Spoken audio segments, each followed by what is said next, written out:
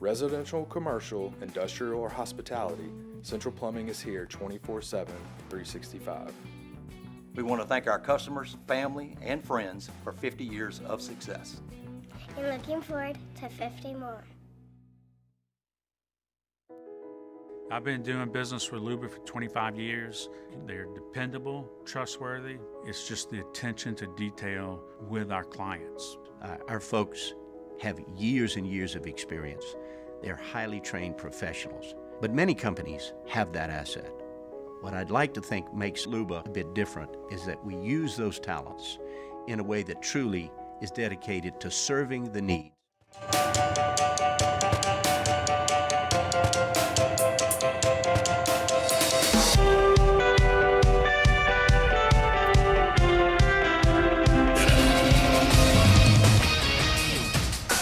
Christine Lisi. A second chance to make a first impression tonight for Jets quarterback Aaron Rodgers, making his return to the field just about a year after his debut for the Jets ended 4 snaps in when he tore his Achilles. Rodgers leads New York against San Francisco on Monday Night Football, 8 Eastern, ESPN, ESPN2, and ABC. Bills quarterback Josh Allen, who injured his left hand yesterday, cleared to play Thursday night in Miami. Will it be Russell Wilson or Justin Fields starting at quarterback for the Steelers Sunday against the Broncos? Coach Mike Tomlin told reporters they can ask that question at his news conference tomorrow. Fields started the season-opening win in place of Wilson, who aggravated a calf injury last week. ESPN NFL analyst Dan Orlovsky. Russ wouldn't play for me with the way Justin played. I've been on Play Justin train. He threw the ball remarkably well downfield to George Pickens, created some big plays, so I'd love that. What I saw yesterday, Justin would be my guy.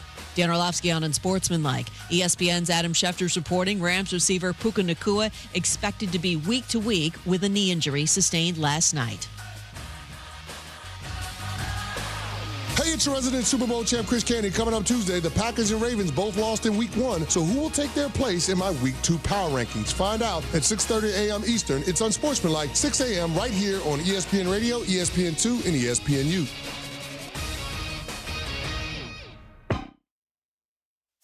Matt Moscona. I'm very important. After further review. Say one more time. After further review with Matt Moscona. And here we go. Live from the Mercedes-Benz of Baton Rouge studio. Let's ride! Oh!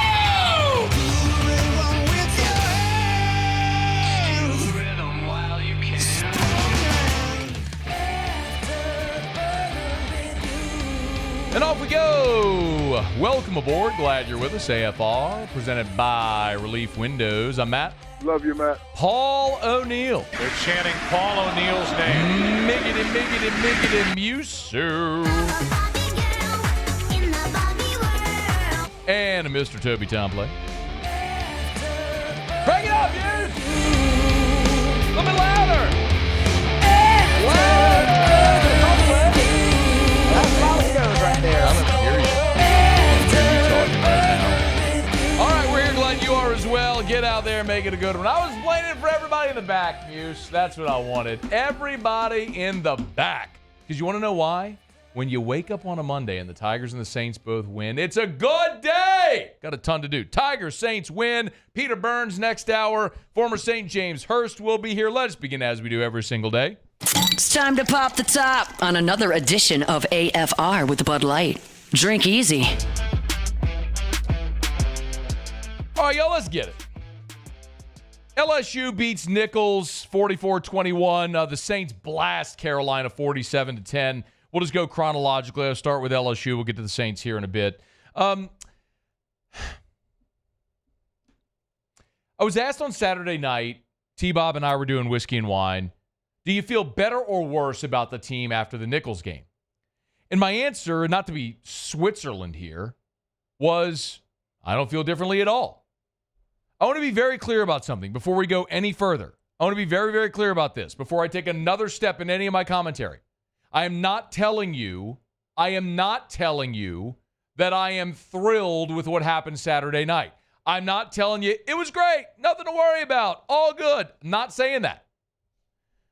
I'm also not going to be the guy that comes here today and pounds my fist on the table and yells and screams and tells you how awful this is, how bad they're going to be, how they can't run the ball, don't stop the run. They can't even get past Nicholls without a fight. They're terrible. They're going 6-6. I'm not telling you that. Because I have done this job for long enough. I have gone and watched every play stone cold sober, unlike a lot of y'all Saturday night, of all these garbage games that LSU plays that nobody wants to see. I watch really good teams be lethargic and sleepwalk their way through a bunch of games that nobody wants to play or see. After the game on Saturday night, Brian Kelly said it point blank. He said this was a tired football team. And about all the... Can you play that real quick? Here was Brian Kelly after the game. Well, I'd start off with saying how impressed I was with Nicholls State. I thought they played their tails off. You could tell how much it meant to those young men to play here in Tiger Stadium and have a chance to play LSU. They were physical, and they controlled the clock. Made it a great football game from that perspective. I'm happy we won the football game, but certainly there's a lot of areas that I'm looking at the things that we have to do better. Certainly that was a team that was tired, did not play its very best. You know, we had a long week. It was a short week, and it showed. They worked their tails off this week, but they just did not have... Okay, that's it. I don't need the minute long. Brian Kelly said point blank, this was a tired football team. They flew out on Sunday. They played on Sunday. They flew out on Sunday. They got home at 5 a.m. Monday. They had to practice Tuesday. Short week. You spend all off season getting jacked up to play USC. You play a hard-fought game. You lose a close one at the end. And then you got to turn around in 6 days and play an FCS opponent nobody wants to play.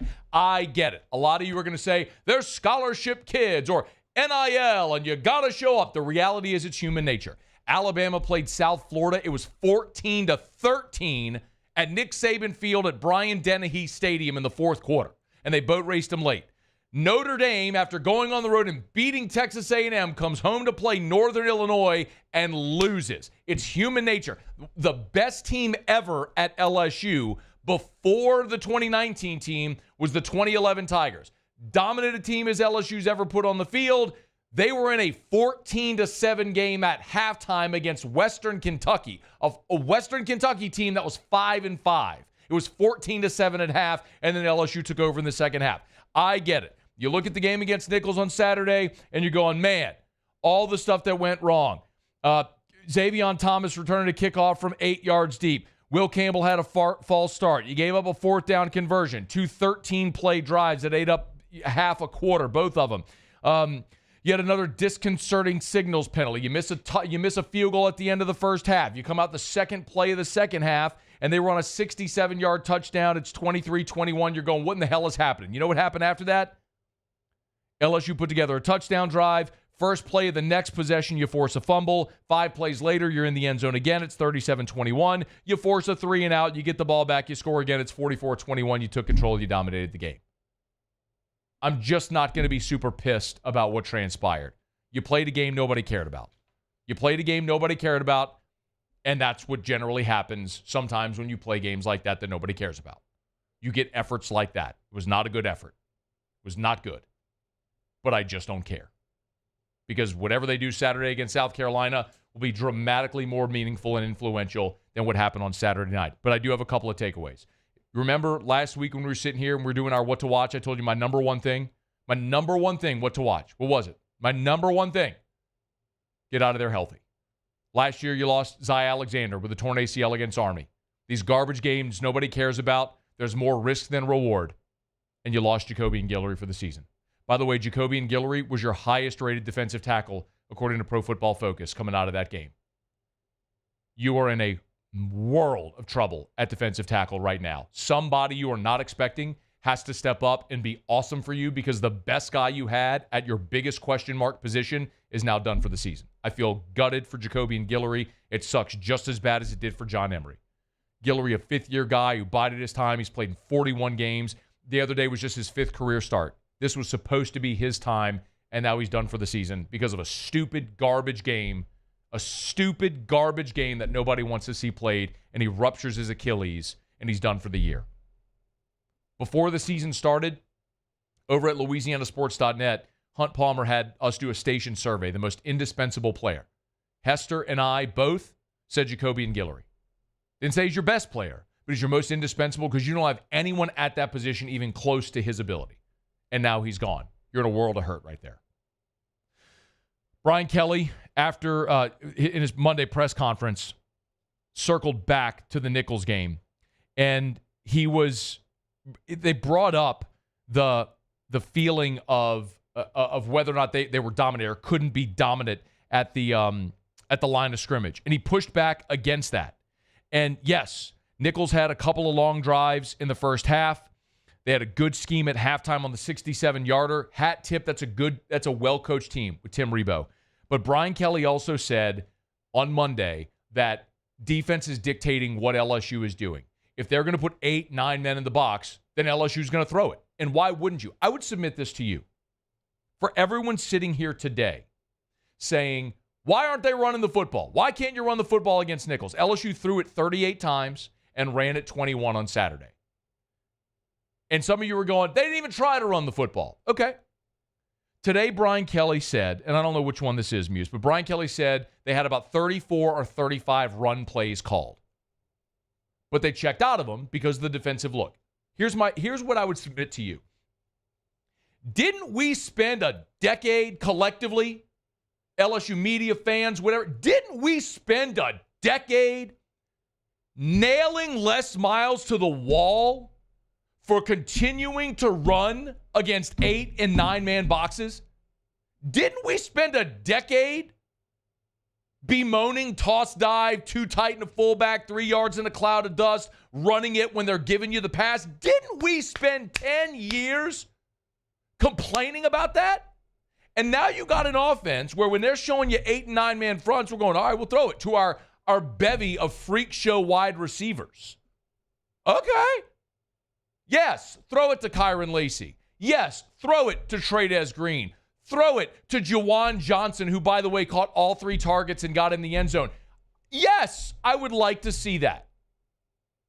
Instead of running foolishly into 8 and 9-man boxes. There was this video that was circulating the internet after the LSU-USC game, and one play where LSU got stacked up at the line of scrimmage. If you freeze frame it, it was 9 on 7. SC had 9 red jerseys in the box to 7, including the running back, for LSU. 6 can't block 9. Yes, throw the ball if that's what they're giving you. A couple other things. I love the rotation.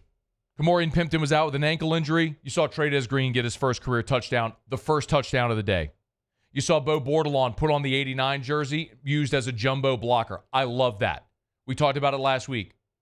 Pimpton missed a block on a big play on the 3rd and 1 where John Emery got tackled for a loss. Yes, give me the jumbo tight end as an extra blocker. Tyree Adams started at left guard. We saw Paul Mabenga go in late in the first half. They rotated those guys. You got a bunch of people experienced. Juwan Johnson was targeted on the second play of LSU's second drive. It wasn't like LSU got a big lead and then they emptied the bench. Juwan Johnson was in there on the second offensive series. By the way, the second offensive snap of the game, Caden Durham was in there, but that's when Will Campbell had the false start, and so it was 1st and 15, and they took him out. You targeted Shelton Sampson on the 4th offensive snap of the game. It was complete downfield, but Nuss threw him out of bounds. You got young guys in early and throughout. Spears and Kylan Jackson were in early at safety. Zy Alexander played terrific at cornerback in the second half. We got to see Gabe Relaford, who was one of your highest-graded players on PFF play. I've told y'all, Kalaj Cobbins, Gabe Relaford, that's what it's supposed to look like. Those 2 dudes are going to be awesome, and I would not be surprised if they find a way to get Gabe Relaford more involved this year as the season goes along, because he is that good a player and he is ready to contribute. I get it. Swinson and Shand and Savion Jones and Deshaun Womack, who was injured and didn't play, they held him out this past week. You got tons of guys at defensive end, but I'm telling you, Relaford is ready and is going to be a contributor this year. I'm not telling you he's going to be a superstar this year. I'm telling you he's going to be a contributor because he's ready to be a contributor. A couple of other notes. Nathan Dybert was back kicking off after Aaron Burrell had a little bit of an injury. Xavion Thomas, 51-yard return after the safety, was awesome. You have a return game again. I didn't love him taking the ball out 8 yards deep. How about P.J. Woodland? Had a beautiful TFL on the second. It was on the second play of the game for Nicholls on a corner blitz. P.J. Woodland also had a forced fumble, recovered the fumble he forced. Shades of Tyrann Mathieu. Kyron Lacey, 3 receiving touchdowns. We got to see Ricky Collins going at quarterback, and not just at the end of the first half, but in a position where he had to throw the ball. Beautiful 12-yard out to Xavion Thomas right there, cold off the bench. You love to see it. Hated to see you miss the field goal at the end of the first half, but there was a lot of good that you did like in this football game. I get there's a lot you didn't. I get it. You want to see LSU go out and score 70 against an FCS opponent. But everything Brian Kelly said is true. You had a tired team, a disinterested team. It wasn't their best game, but I just don't care. As long as you're going to schedule games against Nicholls, you're going to expect the same effort, energy, all that sort of stuff that you get from fans who go in late and it's lackadaisical and you leave early and it's a blowout. Nobody cares. Nobody cares. So you want to keep scheduling these games. By the way, I get that you have to schedule them. I get it. Because, as I keep saying, you're not going to put yourself at a competitive disadvantage. If the rest of the country is going to schedule an FCS opponent, you're going to schedule an FCS opponent. But when you do that, don't bitch and complain when you get an effort like you did on Saturday. Yeah, you could go score 70 like Ole Miss did against Furman, or maybe you get into a dogfight against a really good team like Nicholls. It's what it is. You know what I really care about? Go on the road and win your conference opener against South Carolina Saturday. Come back here on Monday and see what the conversation's like based on what happens in that game, because it's vastly more consequential than whatever the heck that mess was on Saturday night with an FCS opponent in here that nobody cares about.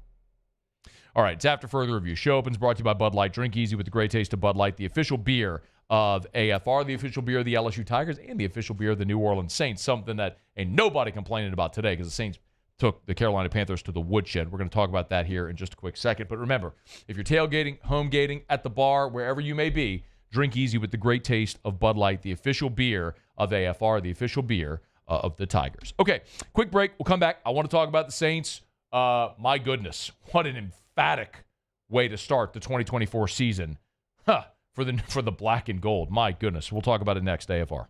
AFR.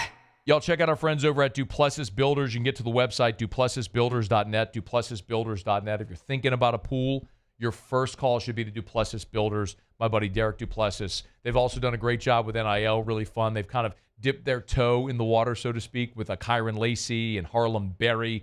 Excited in a couple weeks, actually. I'll be doing some content creation with those guys over at the Duplessis showroom. If you want to check out the Duplessis showroom, you can do that as well. They're on Airline Highway in Gonzales. So you're going south. It's right they're right next door to the new Rouses on Airline Highway in Gonzales. And the great part about that whole process is they want to hold your hand and let you design your pool with them. They want you to pick out the tiling and the coping and the colors and the finishes. So it's not just like, hey, here's the plans we drew up for your pool. It's really interactive, and they're going to build you a beautiful product that comes with a 10-year workmanship warranty. Start that process today. DuplessisBuilders.net, DuplessisBuilders.net.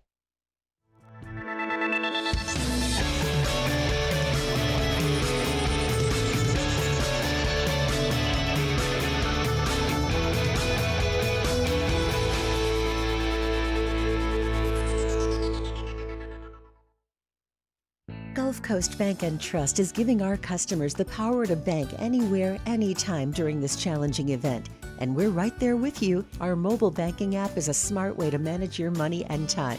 Gulf Coast Bank and Trust, the bank that cares about you.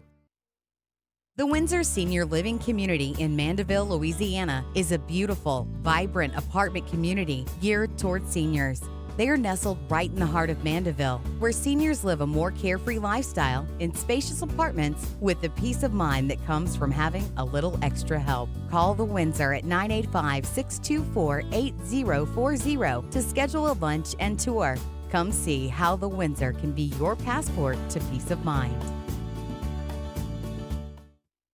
Dylan Cruz here to tell you about Six Rings Baseball and Softball Camp. If you live on the North Shore and play ball, go to Six Rings Camps with former LSU assistant coach Dan Canaveri. His knowledge is second to none, and your child will improve and have fun doing it. Camps are held at Coquille Park and Six Rings Academy in Covington with 4 sessions over the summer. Full day and morning only sessions are available from ages 7 to 13. Go to sixringsbaseball.com or call 985-206-9096.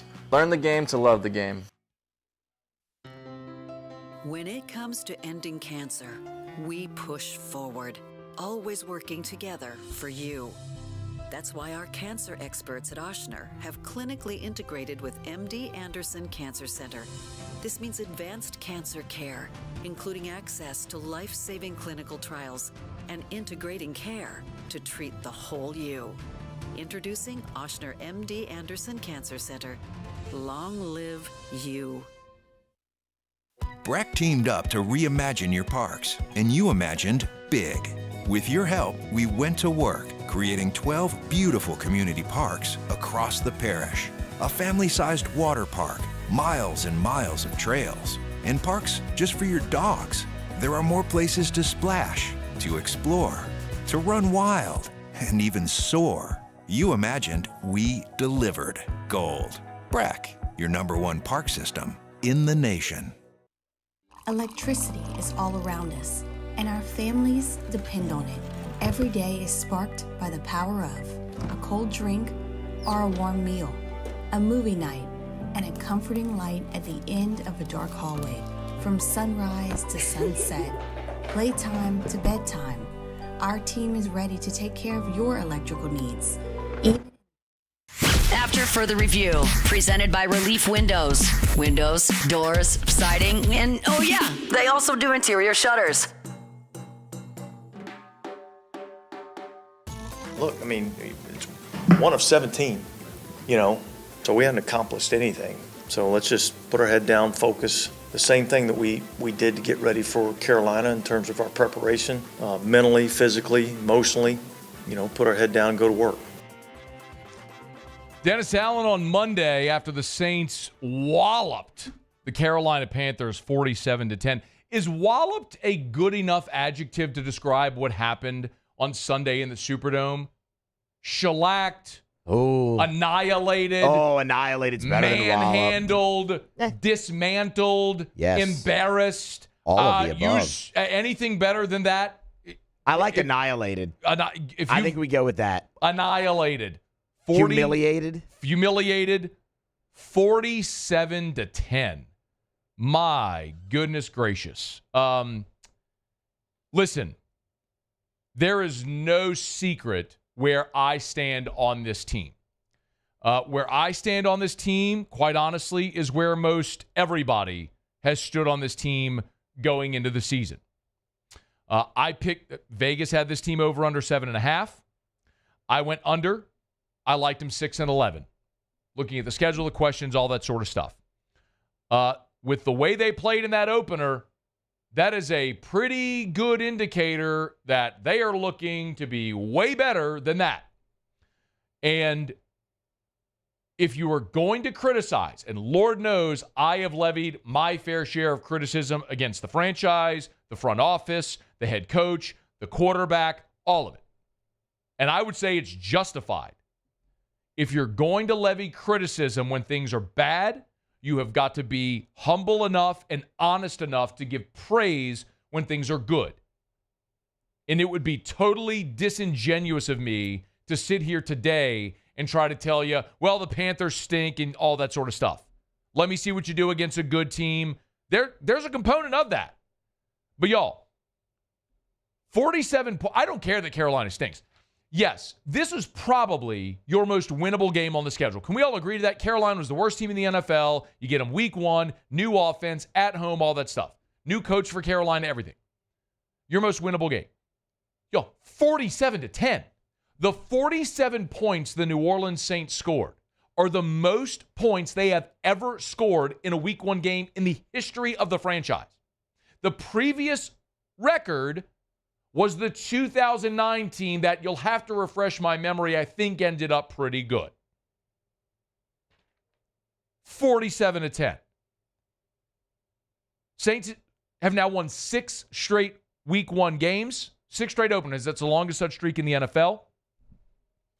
And I get it. We could look back to 2021 against Green Bay. Remember that one? First game post-Drew Brees era. By the way, that was a game that was moved because of a threat of a storm. They played that in Jacksonville. Do you remember that? Saints played their home opener in Jacksonville against Green Bay and beat the snot out of Aaron Rodgers 38-3. That team finished 9-8. I'll get more on how they finished here in a second. But let's run through it. I want to start with Derek Carr. On this show, I, not so affectionately, refer to Derek Carr as the emperor of empty yards.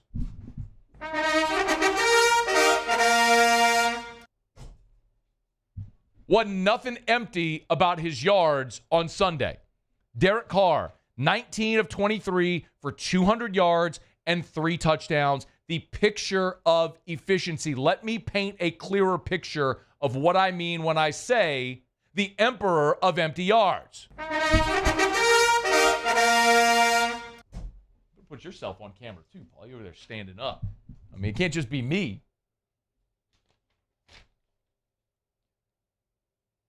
Last year, in 5 of the Saints' losses, Derek Carr threw for 353 yards, 301 yards, 304 yards, 226 yards, 319 yards.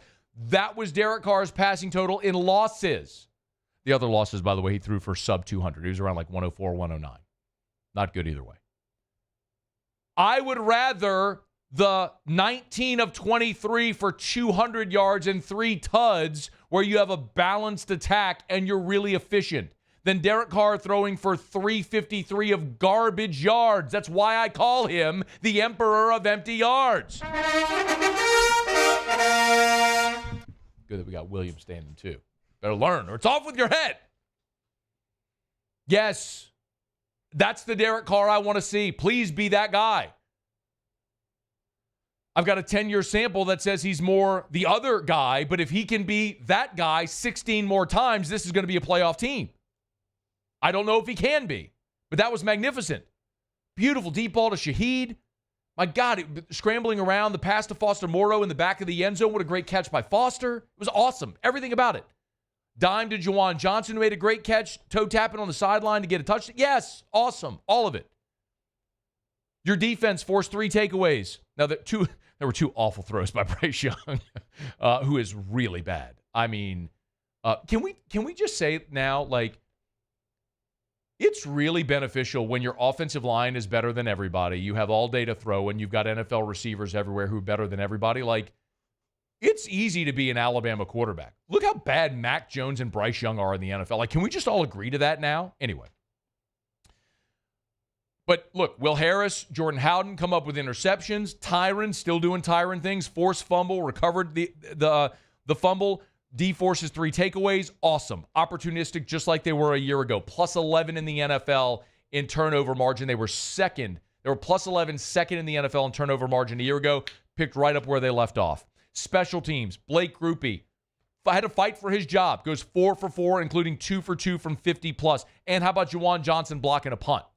It doesn't necessarily go down for as a block because the punt went forward for 11 yards. But 2 plays after that, you're in the end zone on Jamal Williams' 14-yard touchdown run. All that stuff was great. But, y'all, the running game was the story. Not Derek Carr, not the defense, not the special teams, not Dennis Allen, not the crowd, not any of that stuff. The running game was the story. The New Orleans Saints a year ago were 27th in the NFL in rush offense. Only 5 teams were worse at running the football than the Saints a season ago. They went out there against the defense, by the way, that is Derek Brown on its interior, and ran for 180 yards. This is the promise. This was the promise of the Clint Kubiak offense. It's 1 week. It's 1 week against a bad team. But Alvin Kamara, who had been declining in production the last 3 years, looked like the Alvin Kamara of year 1, 2, 3. Amazing what happens when you get him on the edge in space with lead blockers in a zone scheme, an outside zone, as opposed to lining up and running right into a defense. It looked awesome.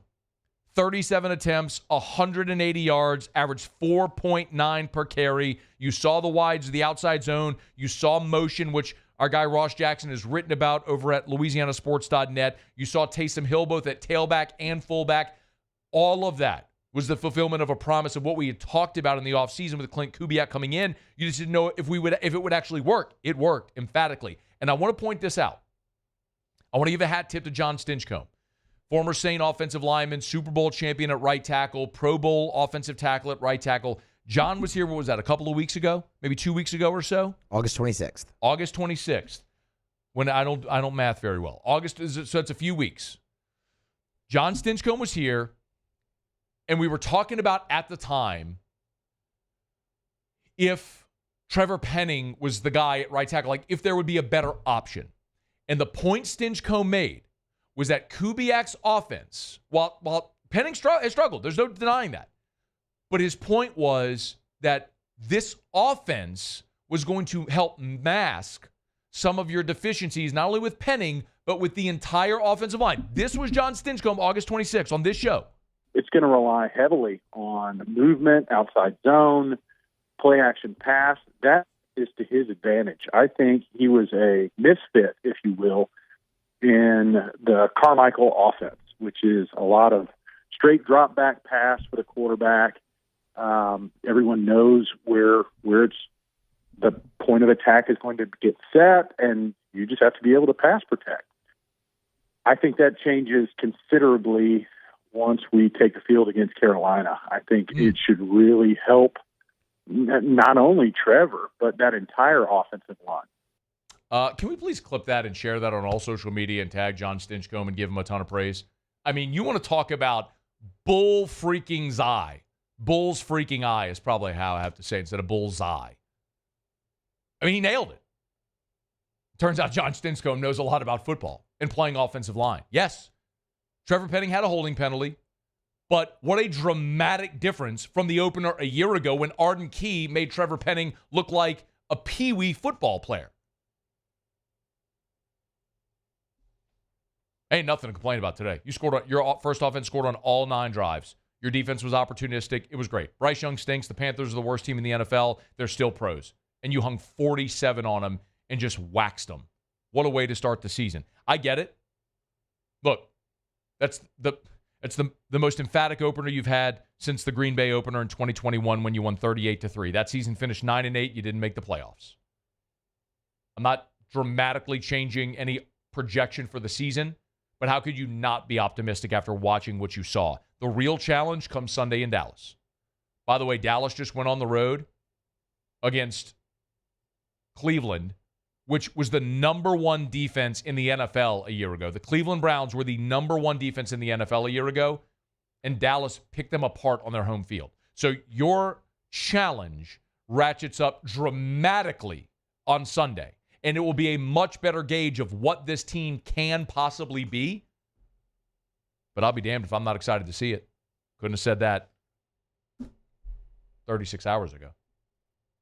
What a win for the Saints, 47-10 over the Carolina Panthers.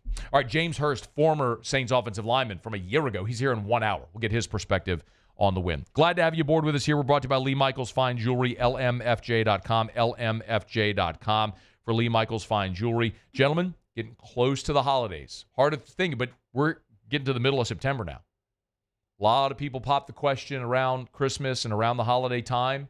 If that's something you're thinking about, it's time to get by Lee Michaels Fine Jewelry. Lee Michaels, which has helped all of Louisiana get engaged for 40 years. Baton Rouge, 2 locations in Baton Rouge. Lafayette, New Orleans, Shreveport, 9 locations in all. Find the location nearest you or shop online at lmfj.com, lmfj.com for Lee Michaels Fine Jewelry. Okay, y'all. Monday show brought to you by Relief Windows. We'll knock out a quick break, come back. We'll go around the SEC. New starting quarterback in Gainesville. Not surprising. Peter Burns in 30 minutes. As we mentioned, James Hurst 1 hour from right now. And we'll get to what we learned from the football weekend in about 15 minutes. Love Mondays. God, we got so much to get into, and glad you're hanging out. It's AFR. AFR.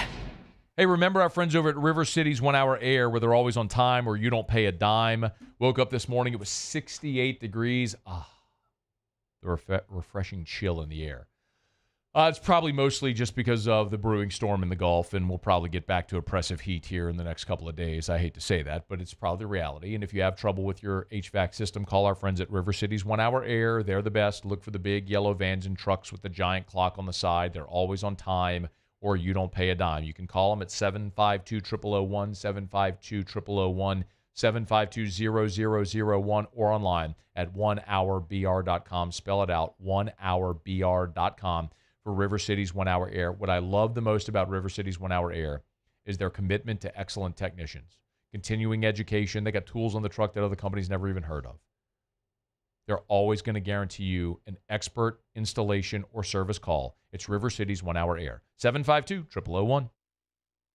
It's an everyday thing here. We work horses in the mornings and we work on the property during the day, and without these John Deere tractors, it'd almost be impossible to keep up with the place. I've dealt with some of the other colors and stuff, and I never really got the response back that I get from John Deere, We really enjoy dealing with Sunshine. They're good people. They always check on us and make sure our equipment's running, and we love them. Flip the switch and learn more about what it means to be powered by Sunshine at sunequip.com.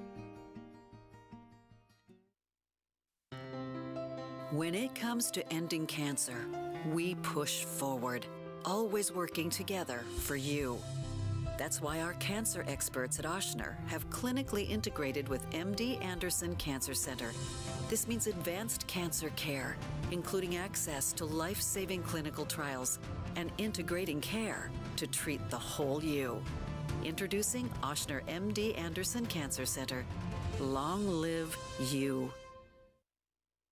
It's no secret. The best oysters in Baton Rouge are at Jolie Pearl Oyster Bar. Enjoy mouth-watering South Louisiana flavor and oysters from all over the country. And don't forget our nightly drink specials.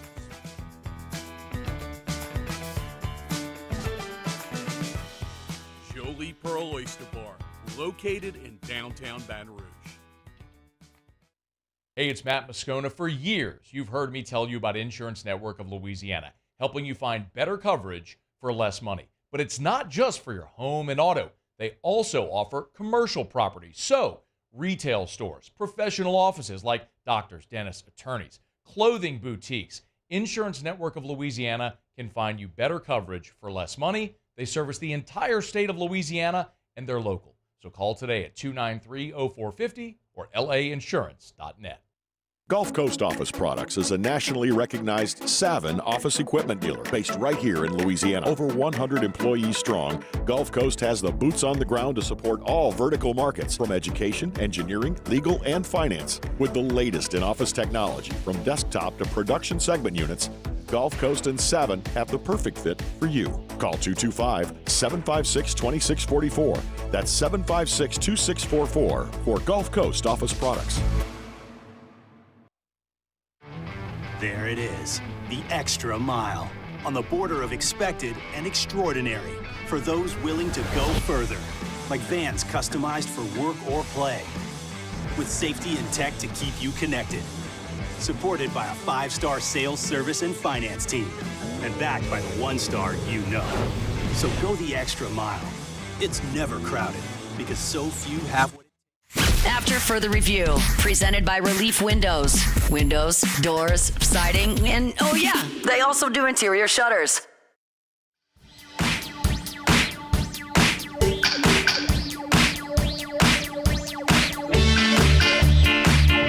Brian Kelly met with reporters on Monday, and we're going to get to around the SEC here in just a quick second. Muse, Paulie, and I.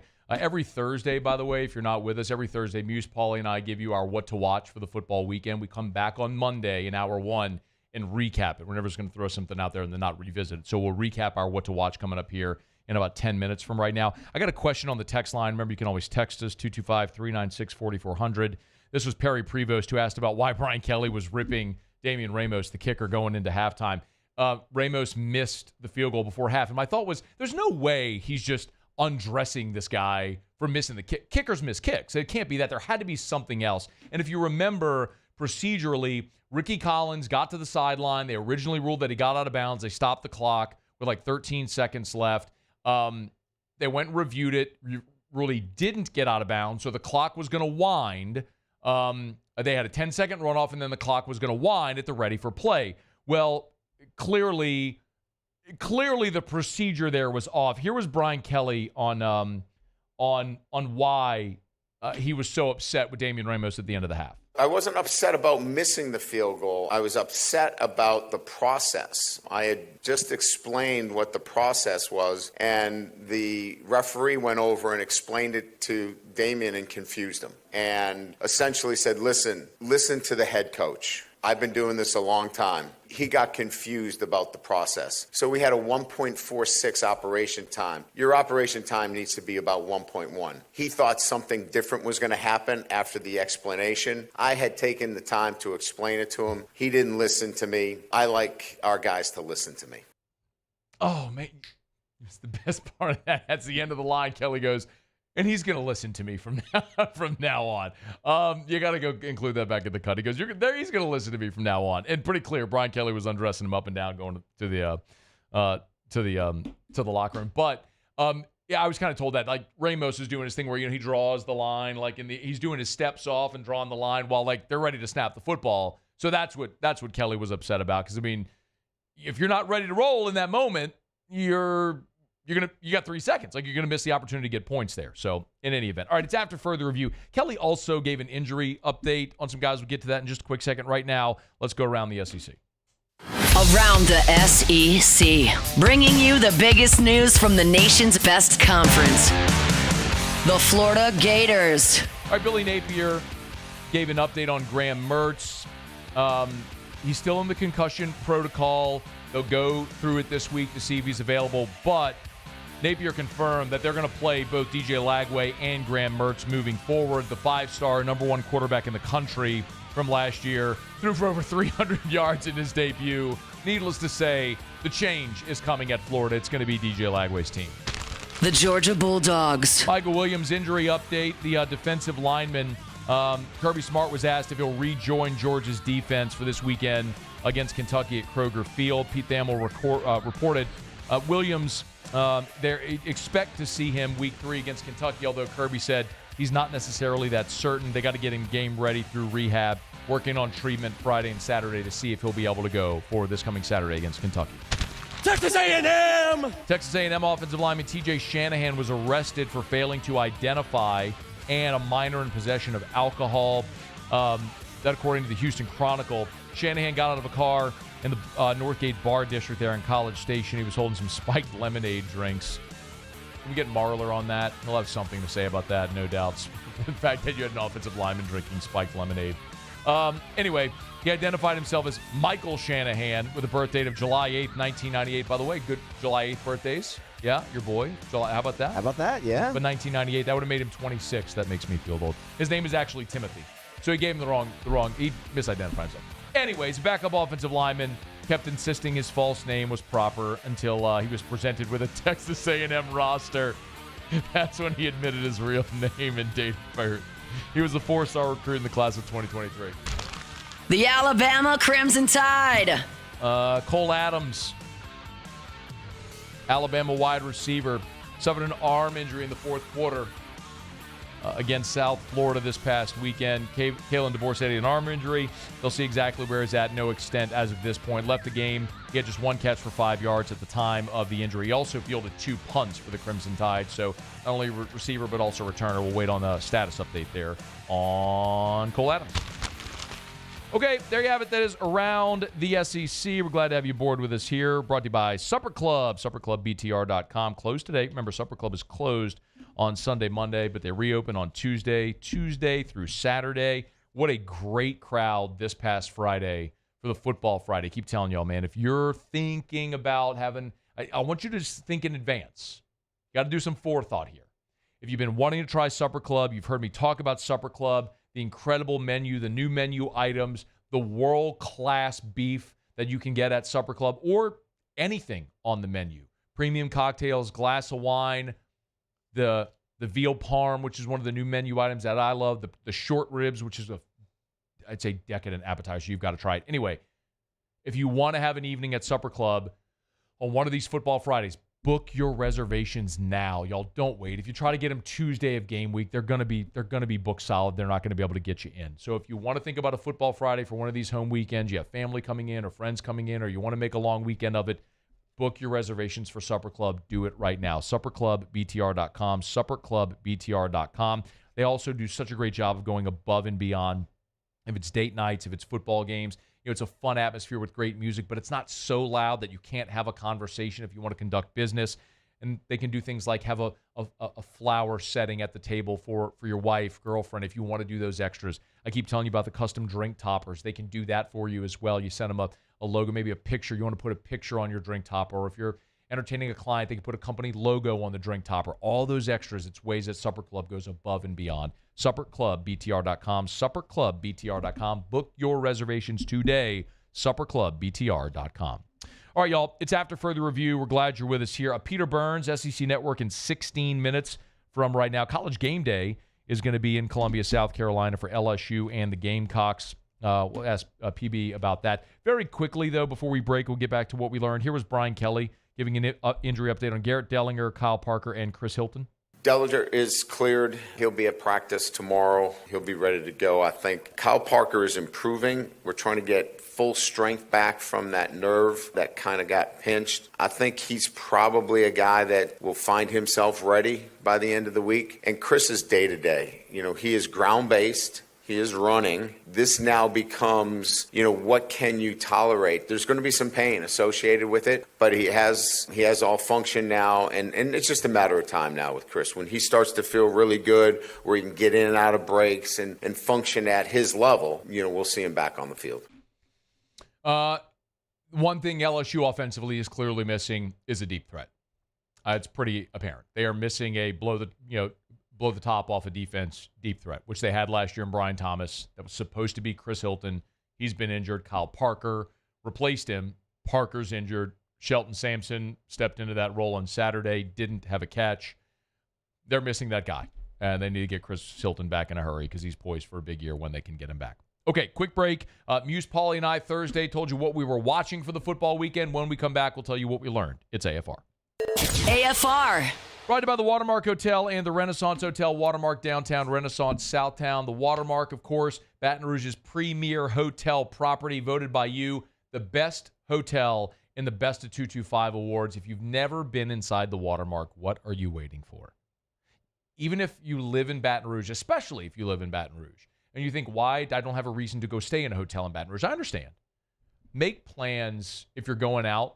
Maybe the next date night or something like that, or you want to go entertain a client, work, something like that. Just pop into the Watermark, into the lobby bar, watch the pedestrian foot traffic there on 3rd Street, enjoy a cocktail, a glass of wine in that gorgeous lobby where they've maintained so much of the architectural history of that building. The old bank vaults are still in there. You go down that marble staircase. It's pretty incredible. You can see all the bank vaults, how they've converted them into conference rooms and stuff like that. The Gregory is the restaurant right there in the lobby of the Watermark. You got to try it out if you've never been. The Watermark Hotel. Bayou Chrysler Dodge Jeep Ram has back-to-school savings like $16,000 off 25 Ram 1500 trucks. We're open for business in our beautiful new showroom and taking $16,000 off. All new Bayou vehicles come with a complimentary extended warranty. The crew at Bayou Automotive is going to do right by you. I've been doing business with Luba for 25 years. They're dependable, trustworthy. It's just the attention to detail with our clients. Our folks have years and years of experience. They're highly trained professionals, but many companies have that asset. What I'd like to think makes Luba a bit different is that we use those talents in a way that truly is dedicated to serving the needs of the folks who depend on us.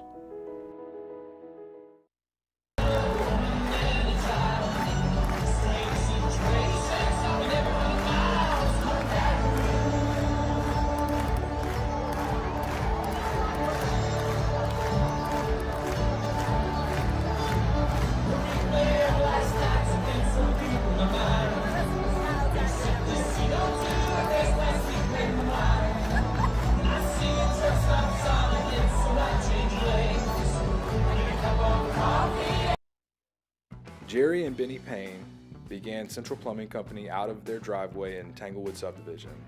50 years later and 4 generations down the road, we continue to serve Baton Rouge and the surrounding areas for all of their plumbing needs. Residential, commercial, industrial, or hospitality, Central Plumbing is here 24/7, 365. We want to thank our customers, family, and friends for 50 years of success. And looking forward to 50 more. Dylan Cruz here to tell you about Six Rings Baseball and Softball Camp. If you live on the North Shore and play ball, go to Six Rings Camps with former LSU assistant coach Dan Canaveri. His knowledge is second to none, and your child will improve and have fun doing it. Camps were held at Coquille Park and Six Rings Academy in Covington with 4 sessions over the summer. Full day and morning only sessions are available from ages 7 to 13. Go to sixringsbaseball.com or call 985-206-9096. Learn the game to love the game. When it comes to ending cancer, we push forward, always working together for you. That's why our cancer experts at Ochsner have clinically integrated with MD Anderson Cancer Center. This means advanced cancer care, including access to life-saving clinical trials and integrating care to treat the whole you. Introducing Ochsner MD Anderson Cancer Center. Long live you.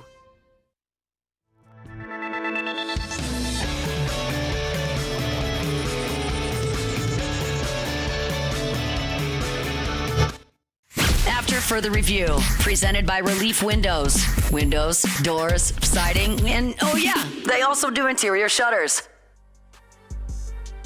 All right, week 1 of the NFL in the rearview mirror, week 2 of college football. Muse, Paulie, and I always tell you what to watch. We come back and talk about what we learned. Hit it. We watched. Now, let's review. All right, Muse, kick us off. All right. So, first thing that I wanted to watch was Iowa overs.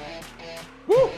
The Hawkeyes scored 40 points in their opener, as did Iowa State. That game perennially goes under, not this year, and over in the fourth quarter. So there we go. Are Iowa overs a thing? We'll have to keep an eye on it. Perhaps. Paulie. So I was watching Old Faces and New Places, and the first one I was watching was Kirk Cousins in Atlanta.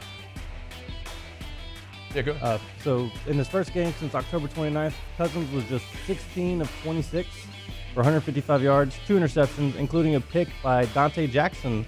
That was very good, yeah. 49-yard return with about 2.5 minutes left. And an appropriate finish. Cousins was sacked on the last play of the game. Atlanta loses to Justin Fields and the Steelers 18-10. 8 new coaches in the NFL. 2 of them were squaring off against each other. Jim Harbaugh and the Chargers against Antonio Pierce and the Raiders. Kind of what you would expect from a Harbaugh team, man. They just kind of grinded, wore them down, then a 13-point fourth quarter, and the Chargers kind of raced past the Raiders 22-10. Chargers won just 5 games a year ago, but already a win and a division win at that. Jim Harbaugh off to a good start. Was real interested in the battle in Charlotte, the Dukes Mayo Classic, Tennessee and NC State. Really to see Nico Iamaleava in his first real test. And while he didn't play great, he wasn't bad. But while he didn't play great, Tennessee, my goodness. Everyone wanted to talk about their secondary. It didn't matter much. Held Grayson McCall to 104 yards. Won it 51-10. Balls are a problem. I was watching Stephon Diggs versus Texans debut. He caught 6 passes for 33 yards, 2 touchdowns, a 9-yard score, and a 2-yard touchdown reception on a 4th and goal to essentially seal the victory. Texans knocked off the Colts 29-27. Oregon struggled week 1. They had Boise here in week 2. We talked about it. Boise 3-0 all-time in this series.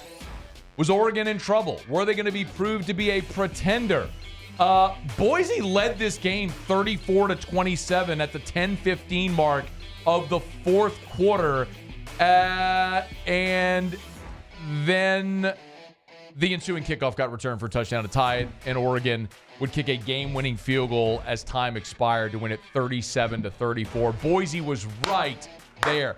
Ducks got problems. Boise's okay. Ducks got problems.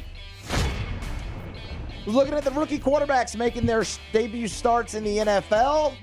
Caleb Williams, the only one to get the victory, but he threw for 93 yards. It really wasn't him. It was his defense and special teams that did that. Bo Nix, $138, 2 picks. No touchdowns in the loss. But how about Jaden Daniels, huh? Let's go, babe. Jaden Daniels, 184 through the air, 88 on the ground, and 2 scores. The Commanders stink, but that's a solid debut. More to come from JD5. Musa pretty much just summed up mine. My last one was Jaden Daniels. Scored on a pair of 1-yard runs. Sorry, Paul. All good. Like you said, 17 of 24, 184 yards, no interceptions. The Bucs did sack him twice. My last one was Texas, Michigan. Do I even need to talk about it? Yeah, do it.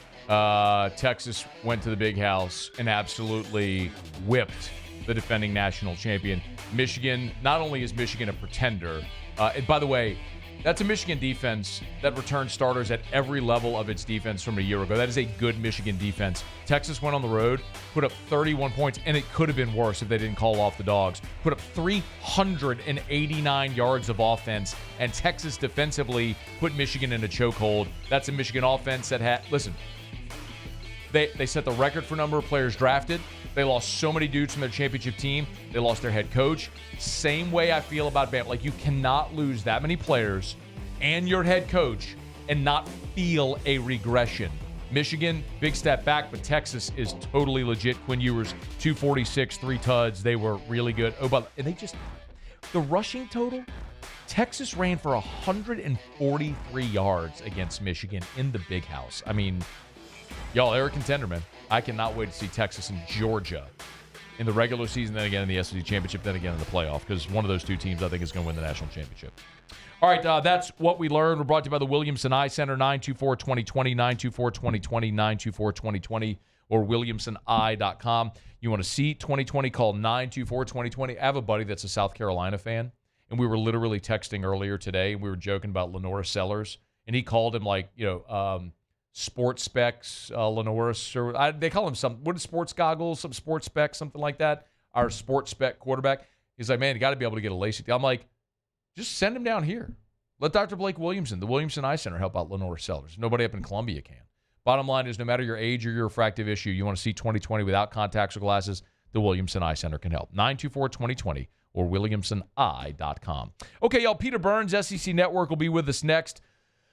Interesting weekend around the league. Of course, South Carolina goes and blasts Kentucky. Texas made their statement. Bama struggled. We got a lot to talk about with PB and former Saint offensive lineman James Hurst in 30 minutes. Don't you move. AFR. Well, y'all, make sure you stock up on Evermore. Storm in the Gulf. Hate to say it. Looks like, is it Francine? Is that her name? Francine? Hurricane Francine is coming. Looks like Wednesday night, Thursday morning. If you're going to be getting to the store, you're going to be stocking up on your supplies. Make sure you grab plenty of Evermore. A better source of hydration. It's natural artesian water. It is a Louisiana product. I mean, look, you can absolutely go out and be moved one way or another by fancy marketing campaigns like a little square bottle and a tropical island to think what you're drinking is great. But with Evermore, you are drinking natural artesian water from a natural artesian well. The plant is right there. The bottling plant is right there, or the well, I should say, is on site. They pull it right out of the ground, pump it into the bottle. It never touches air until you open and take that first delicious sip.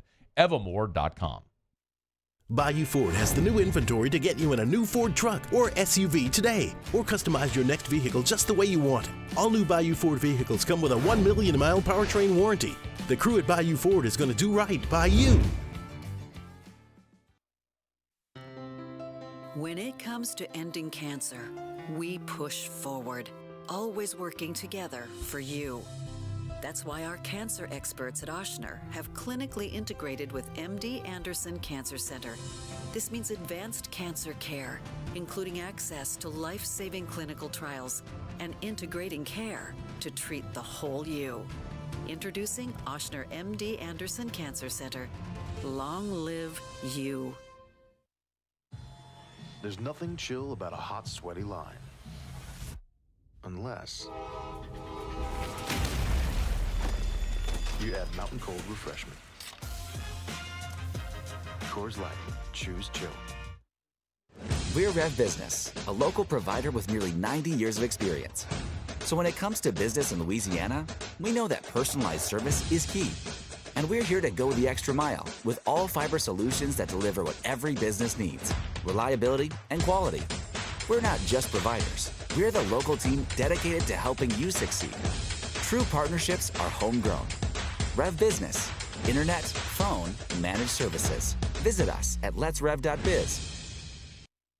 Gulf Coast Bank and Trust is giving our customers the power to bank anywhere, anytime during this challenging event. And we're right there with you. Our mobile banking app is a smart way to manage your money and time. Gulf Coast Bank and Trust, the bank that cares about you.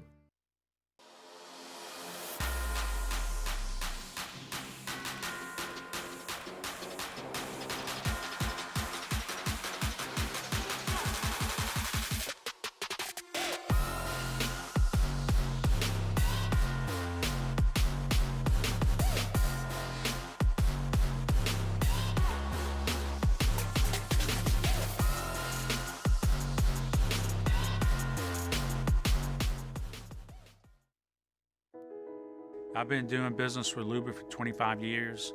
They're dependable, trustworthy. It's just the attention to detail with our clients. Our folks have years and years of experience. They're highly trained professionals. But many companies have that asset. What I'd like to think makes Luba a bit different is that we use those talents in a way that truly is dedicated to serving the needs of the folks who depend on us.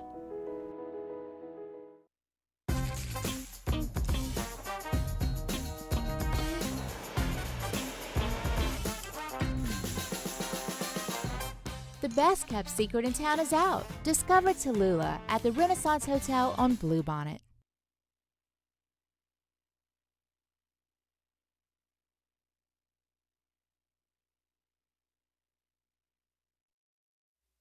This is SportsCenter. I'm Christine Lisi. NFL opening week caps off with the Jets and 49ers on Monday Night Football as quarterback Aaron Rodgers makes his long-anticipated return from an Achilles injury. 8 Eastern, ABC, and ESPN. Rodgers and the offense, not the only reason New York can pull off the upset tonight, believes ESPN NFL analyst Herm Edwards. Their defense is good enough to cause problems.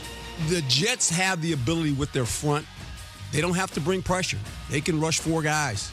And, you know, they're good enough in the back end where they can cover some people. I think Christian McCaffrey is the key. Can they slow him down in the run game, but also in the pass game? He's an excellent pass receiver. Herm Edwards on Greeny. More with Herm next on Freddie and Harry. Bills quarterback Josh Allen, who injured his left hand yesterday, cleared to play Thursday night against the Dolphins. Bills all-pro nickel corner Taron Johnson, injured forearm, is out. ESPN's Adam Schefter reporting Rams receiver Puka Nacua expected to be week to week with a knee injury. WNBA Chicago rookie Angel Reese will have surgery tomorrow on her season-ending wrist injury. Why pay more for a great shave? Choose Barbasol, America's #1 brand of shaving cream. Barbasol's thick and rich lather gives you a close, comfortable shave for just half the price of gels. Barbasol.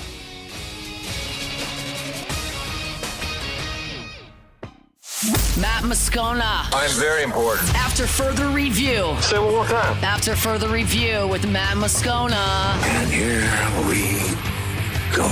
Live from the Mercedes-Benz of Baton Rouge studio. Let's rock! Go!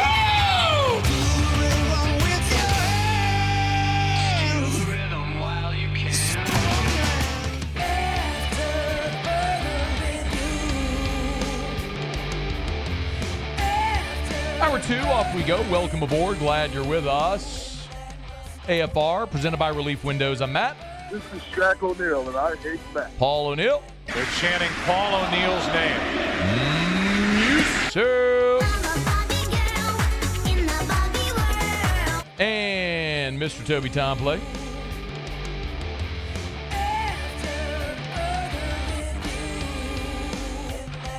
All right, we're here. Glad you are as well. Get out there, make it a good one. Former Saints lineman James Hurst, 30 minutes from right now. Right now, welcome aboard Peter Burns, SEC Network. Good enough to join us Mondays here during the football season, courtesy of the good people over at Blue Delta Jeans. PB, how are you, man?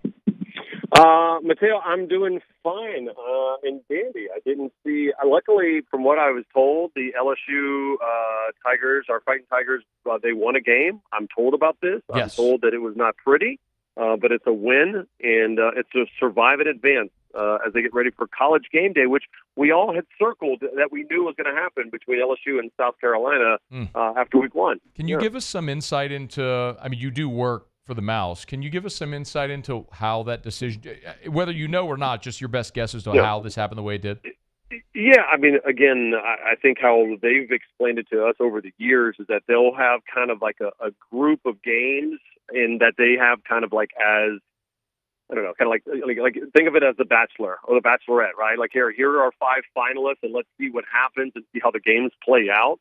And sure enough, now they look at it and go, well, what's the game that's going to draw good television numbers, the crowd's going to be excited for, and they're going to say the best one on the list is LSU South Carolina. I had Shane Beamer on my show this morning, and he said it wasn't even on his radar. Wow. He legitimately got a text from his wife that, hey, I think we might have game day here, and he kind of thought she was joking, and she's like, no, I've talked to so-and-so, and they're asking some questions about this and that, and he's like, come on.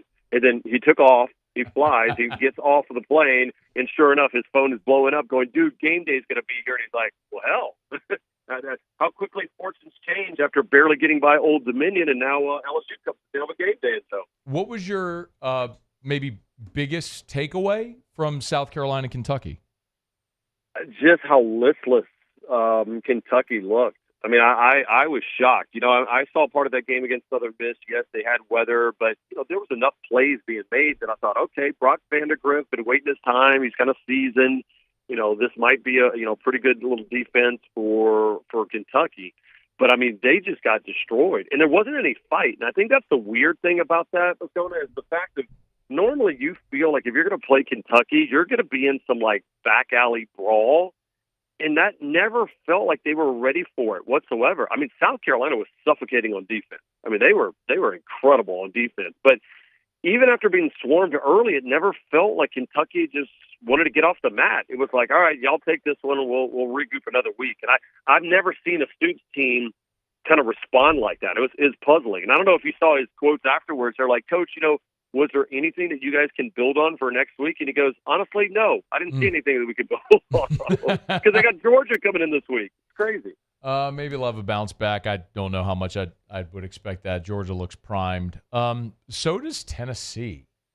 PB, I'll tell you candidly, man, I was a little back and forth on that one. We had our guy Lee Sterling on, handicapper, and he gave us a wrong team favorite prediction there, and so I rolled with him.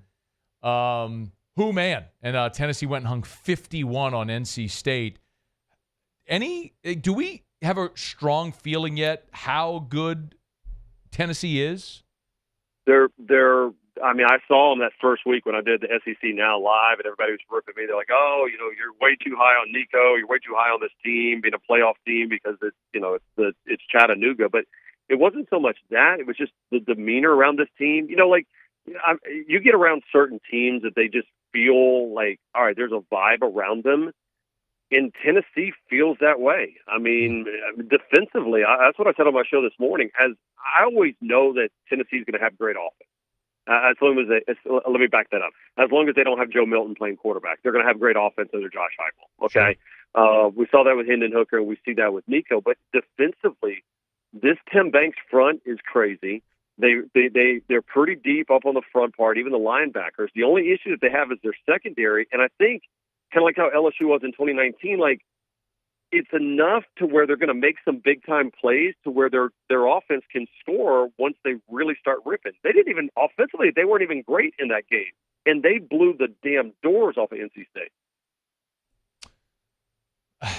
Not only that, man, but the 51, I'm not surprised by PB. The 10, I was. I thought Grayson McCall against that Tennessee secondary would actually be able to score some points. They couldn't. I mean, he was pressured the entire game. Yeah. And I think that's the one bit is that we've seen some really bad offensive line play, and not just for NC State, but we saw it at Auburn.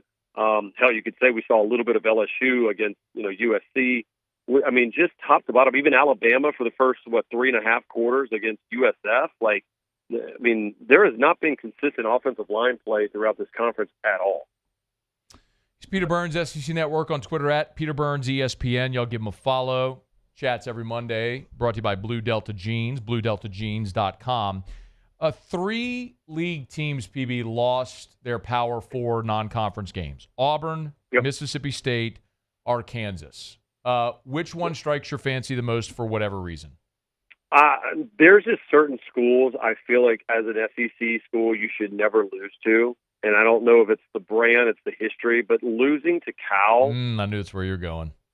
It just feels disgusting. I'll be honest with you. Hey man, Wilcox is a really good underdog coach, man. I understand, but it's Cal.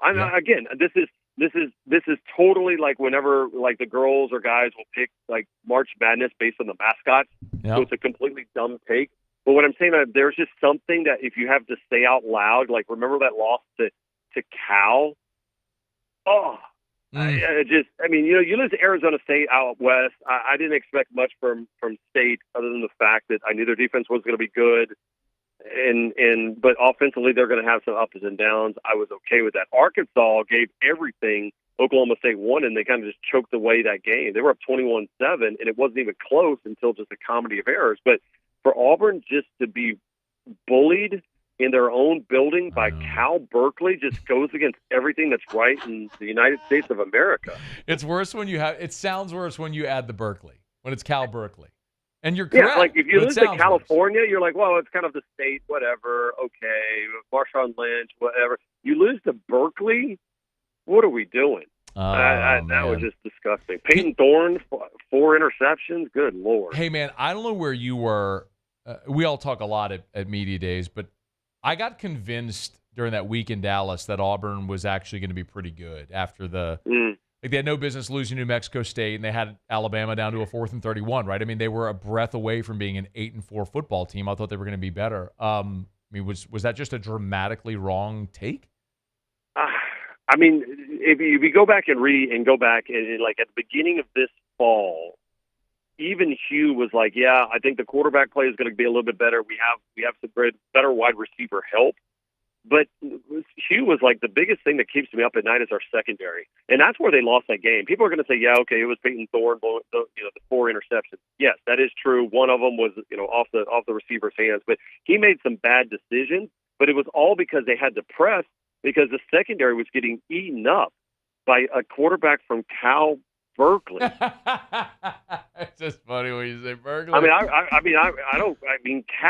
I'd rather lose to the damn Banana Slugs than Cal Berkeley. I don't know, man. The Banana Slugs are still a professional team, man. I mean, that's like, I respect the Banana Slug. Did you remember those frat hats that we all wore where it had did you have a Banana Slugs frat hat? I did. No, but it was all obviously the biggest run they had was after in Pulp Fiction, and Travolta wore it after they blew the guys' heads off. I know. Spoiler alert. Yeah. So. No, it's good. The movie's like 30 years old. I think the spoiler alert statute of limitation has passed. But you remember Champs in the mall, like the old Cortana Mall? Oh yeah. Yeah, absolutely. Like there was a time where Champs had like a giant row of all the frat hats. And, you had the LSU or it's at Irish University of Notre Dame. You know what I'm talking about, right? The white hat where they had like the thing, and they had a Banana Slugs. Right, and then you have that was one of them. The other one was Cox. Everybody would wear the Cox one. Everybody wore Cox. South Carolina. Because we get it, dude. Yeah, because it's hilarious because it says Cox. I get it, right. Yeah. I never had the Cox hat. I guess I just wasn't one of the cool kids. But I did have a Banana Slugs. Speaking of real quick, if you want to go in the Wayback Machine and talk about things, I had Shane Beamer on my show this morning after the win, and he was bringing up the fact that he can't wait to watch Goonies 2. I guess there's getting ready to be a Goonies 2 that's going to come out. Huh. They're doing a sequel now. Any of the same cast members? I think so. I think Sloth passed away, so I think he's probably out enough to do a hologram Sloth. But I think everybody is actually still there. If we're being real, Sloth probably dies in the movie anyway. He's like holding up that brick in there, the block or whatever, running out. He probably dies. He told me, by the way, that one time that he was up in Oregon, he rented a car just so he could go see the whole movie scenes from Goonies. I was like, all right, that's either borderline psycho or that's kind of cool, and I can't figure out which one it is. Look, everybody's got their nerd things that they nerd out on. To nerd out on Goonies is a little odd. But there's a morning show host on this station that planned his entire wedding. What do you call it after you get married? The honeymoon. The honeymoon. They went. The honeymoon. They went to New Zealand and just did the Lord of the Rings tour. They went to all the filming sites. Wow, I did not expect Hester and Katie to do that. I know you would never think that about the Hesters. Seem a little more straight and narrow, but no, Lord of the Rings nerds. Hey, you're going to be in Como this week, huh? Yeah, and in fact, it was funny because I was looking at the SEC Nation crew, and they were doing their kind of pro show meeting while we were having ours, and I was looking around and like, hey boys, I'm the one who has the ranked matchup this week. Really? You guys have fun down watching DJ Lagway and Graham Mertz battle to the death against A&M down in the swamp. I'll be up there up in Columbia for Missouri Boston College, one of 2 ranked games this entire week on the slate. It might be the worst slate of college football we have seen since last 1894. Week? Or the worst week since last week? I mean, last week you had, I guess the Notre Dame game came together, but I'm trying to think. I mean, Texas-Michigan, at least you had one marquee matchup, right? Yeah, and so that was pretty decent. You had a couple of games. Arkansas, Oklahoma State ended up being pretty entertaining. But man, this first, I mean, we just absolutely crushed it in week 1, and then we're like week 2, week 3, like, ooh, let's get through to this. We can get to week 4. Break up Bill O'Brien, man. That actually has the makings of a pretty good football game in Como, a sneaky good football game with Mizzou and BC. I'll be keeping an eye on it. I don't know what to make of them. I don't know what to make of honestly, of Ole Miss right now. I mean, everybody's like, oh my God, they're incredible. I'm like, well, they're playing air. We'll find out when they come to Baton Rouge. They won't be challenged until they come to Baton Rouge. And True. We'll see that second Saturday in October, what it looks like for both teams. Peter Burns, SEC Network on Twitter at Peter Burns, ESPN. You'll give him a follow. Of course, check out BlueDeltaJeans.com, BlueDeltaJeans.com. Thanks, PB. Rocky Road. Baby Ruth. It's so good. He just hung up on us. It's AFR. After further review. Sloth. That's so good. And you can get Rocky Road ice cream at Rouse's, the official supermarket of the New Orleans Saints. Thank you for that transition, Peter B. PB, we appreciate it. Or Peter B. It's Peter B. Peter Burns. Rouses.com, Rouses.com. Hey, of course, there is a storm in the Gulf. We know that. Francine is threatening projected landfall Wednesday night, Thursday morning. We don't know where, obviously, yet it's going to make landfall, but it's threatening the coast. If you go to the website, Rouses.com, they have a page there on the homepage, on the flipper of the website, about Francine and stocking up on items and where you can find items that you may need. So, listen, if you're going to be, you want to be prepared. Paulie, click on that if you would next time it scrolls. You want to be prepared for the storm. So the batteries and the toilet paper and all the water, everything that you need, make sure you get it over at Rouse's, the official supermarket of the New Orleans Saints, Rouse's.com. Rouse's, this feels like home. It's no secret. The best oysters in Baton Rouge are at Jolie Pearl Oyster Bar. Enjoy mouth-watering South Louisiana flavor and oysters from all over the country.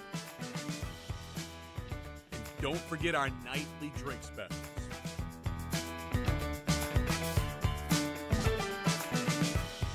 Jolie Pearl Oyster Bar, located in downtown Baton Rouge. Looking for the ultimate game day experience? Come to the Queen Casino in Baton Rouge. Wall-to-wall TVs mean you'll see every touchdown in HD. Place your bets and feel the thrill of every play with our DraftKings Sportsbook. The Queen Casino, where every moment is a win. Breck teamed up to reimagine your parks, and you imagined big. With your help, we went to work, creating 12 beautiful community parks across the parish. A family-sized water park, miles and miles of trails, and parks just for your dogs. There are more places to splash, to explore, to run wild, and even soar. You imagined, we delivered. Gold. Breck, your #1 park system in the nation. Electricity is all around us, and our families depend on it. Every day is sparked by the power of a cold drink or a warm meal, a movie night, and a comforting light at the end of a dark hallway. From sunrise to sunset, playtime to bedtime, our team is ready to take care of your electrical needs. Even in the case of an after-hours emergency, the light in your life shines brighter with Mr. Electric. Hey, it's Matt Moscona. For years, you've heard me tell you about Insurance Network of Louisiana, helping you find better coverage for less money. But it's not just for your home and auto. They also offer commercial property. So, retail stores, professional offices like doctors, dentists, attorneys, clothing boutiques, Insurance Network of Louisiana can find you better coverage for less money. They service the entire state of Louisiana, and they're local. So call today at 293-0450 or lainsurance.net. Gulf Coast Office Products is a nationally recognized Savin office equipment dealer based right here in Louisiana. Over 100 employees strong, Gulf Coast has the boots on the ground to support all vertical markets, from education, engineering, legal, and finance. With the latest in office technology, from desktop to production segment units, Gulf Coast and Savin have the perfect fit for you. Call 225-756-2644. That's 756-2644 for Gulf Coast Office Products. At Relief Windows, we're more than windows. We're windows, doors, hardy plank, and vinyl siding. But our number one product is always customer satisfaction. After further review, presented by Relief Windows. Windows, doors, siding, and oh yeah, they also do interior shutters. Always appreciate our friends over at Relief Windows. Brandon, Holly, and the gang. Storm is brewing in the Gulf. If you need them, they're there. Relief Windows and reliefwindows.com. Sat here on Friday before LSU Nicholls. We went through our what to watch, and the number one thing on the list I told you was stay healthy. A year ago, LSU played Army, and you lost your best cornerback in that game, Zy Alexander, to a torn ACL. And unfortunately for LSU, they were unable to achieve that one directive of staying healthy. There were a lot of injuries. Kyron Lacey got banged up with a back injury. Jordan Allen went down, been battling a little bit of turf toe. And the most significant, of course, is that you've now lost Jacobian Guillory for the season to a ruptured Achilles, something Brian Kelly confirmed on Monday. We've lost him for the year. He's going into surgery right now with an Achilles tendon rupture. Look, he was a stalwart for us. Big, physical, point of attack guy. We're having conversations now with he and his family about, the possibilities of medical red shirt for him. We'll have more information on that as that kind of comes together. But now we have other guys that are going to have to step up in that situation. So, again, I think we'll have more information as it comes together. But in terms of that rotation, we have some ideas in terms of what we might do in the next couple of days. Before the season started, our guy Hunt Palmer, host of our midday show here, and also our editor in Louisiana and our LSU writer over at LouisianaSports.net, Hunt organized a station survey and asked everybody on the station, Hester, T-Bob, me, Muse, Paulie, everybody around here, Hanny, Ott, who's the most indispensable player on the team? And you got a lot of Will Campbell and Harold Perkins, and I just disagreed with that. You have tons of skill on the offensive side, and while it would suck to lose anybody over there, you have plenty offensively. Nussmeier notwithstanding, he's obviously the answer. The answer that I gave is the same answer that Jacob Hester gave, and it's the player you lost on Saturday. In the station survey at LouisianaSports.net, Hester wrote, I know you normally wouldn't hear a defensive tackle being picked in a category like this, but as we all know, it's probably the thinnest position group on the team. Guillory is the only player at the position that you've seen play at a high level in the SEC. If he goes down, you'd be counting on an unproven transfer or a true freshman. My answer was the same. I said there is an embarrassment of riches offensively, so they can overcome any loss aside from Nussmeier. They have a lot of bodies at defensive tackle, but Guillory is their best and most experienced. If he went down, there is no clear answer of who would be next up.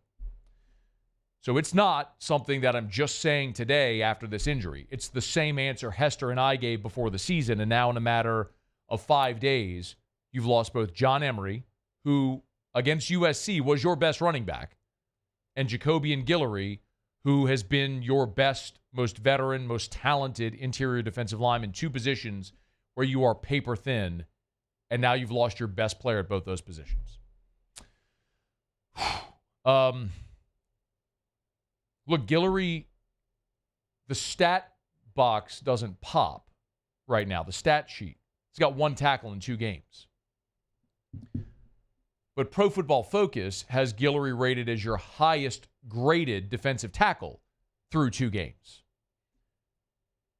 There's a lot to be said for eating up blocks, forcing the action away from you, and freeing up linebackers to make plays.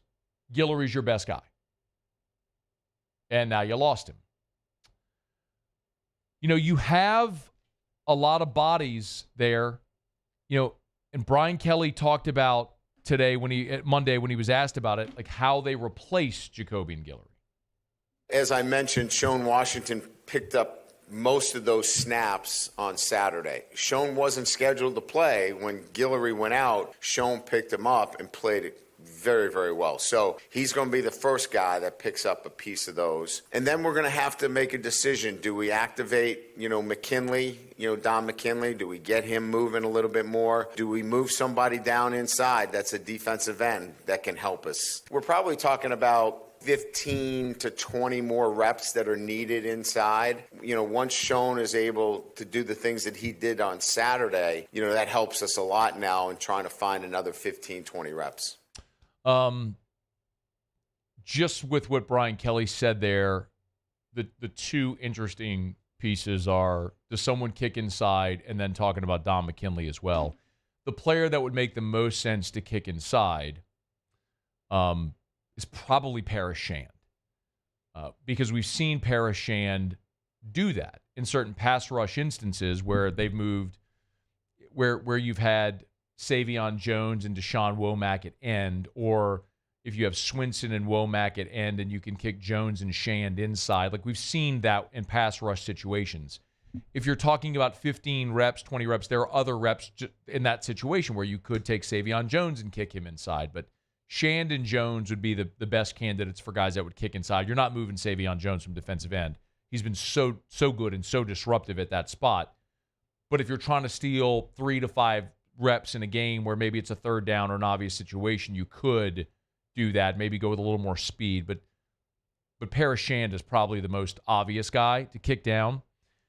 Don McKinley is interesting because that's a 5-star number 1 player in the state of Louisiana who, when you look at Dominic McKinley at 6'6" and 315 pounds, he's part of the All-Airport team. He gets off the bus and you're like, holy crap, who is that guy?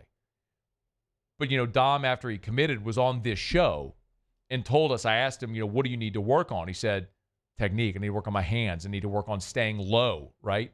When you're 6'6" and you pop straight up and you got an offensive lineman that's 6'4", 320, they're going to make you pay for that.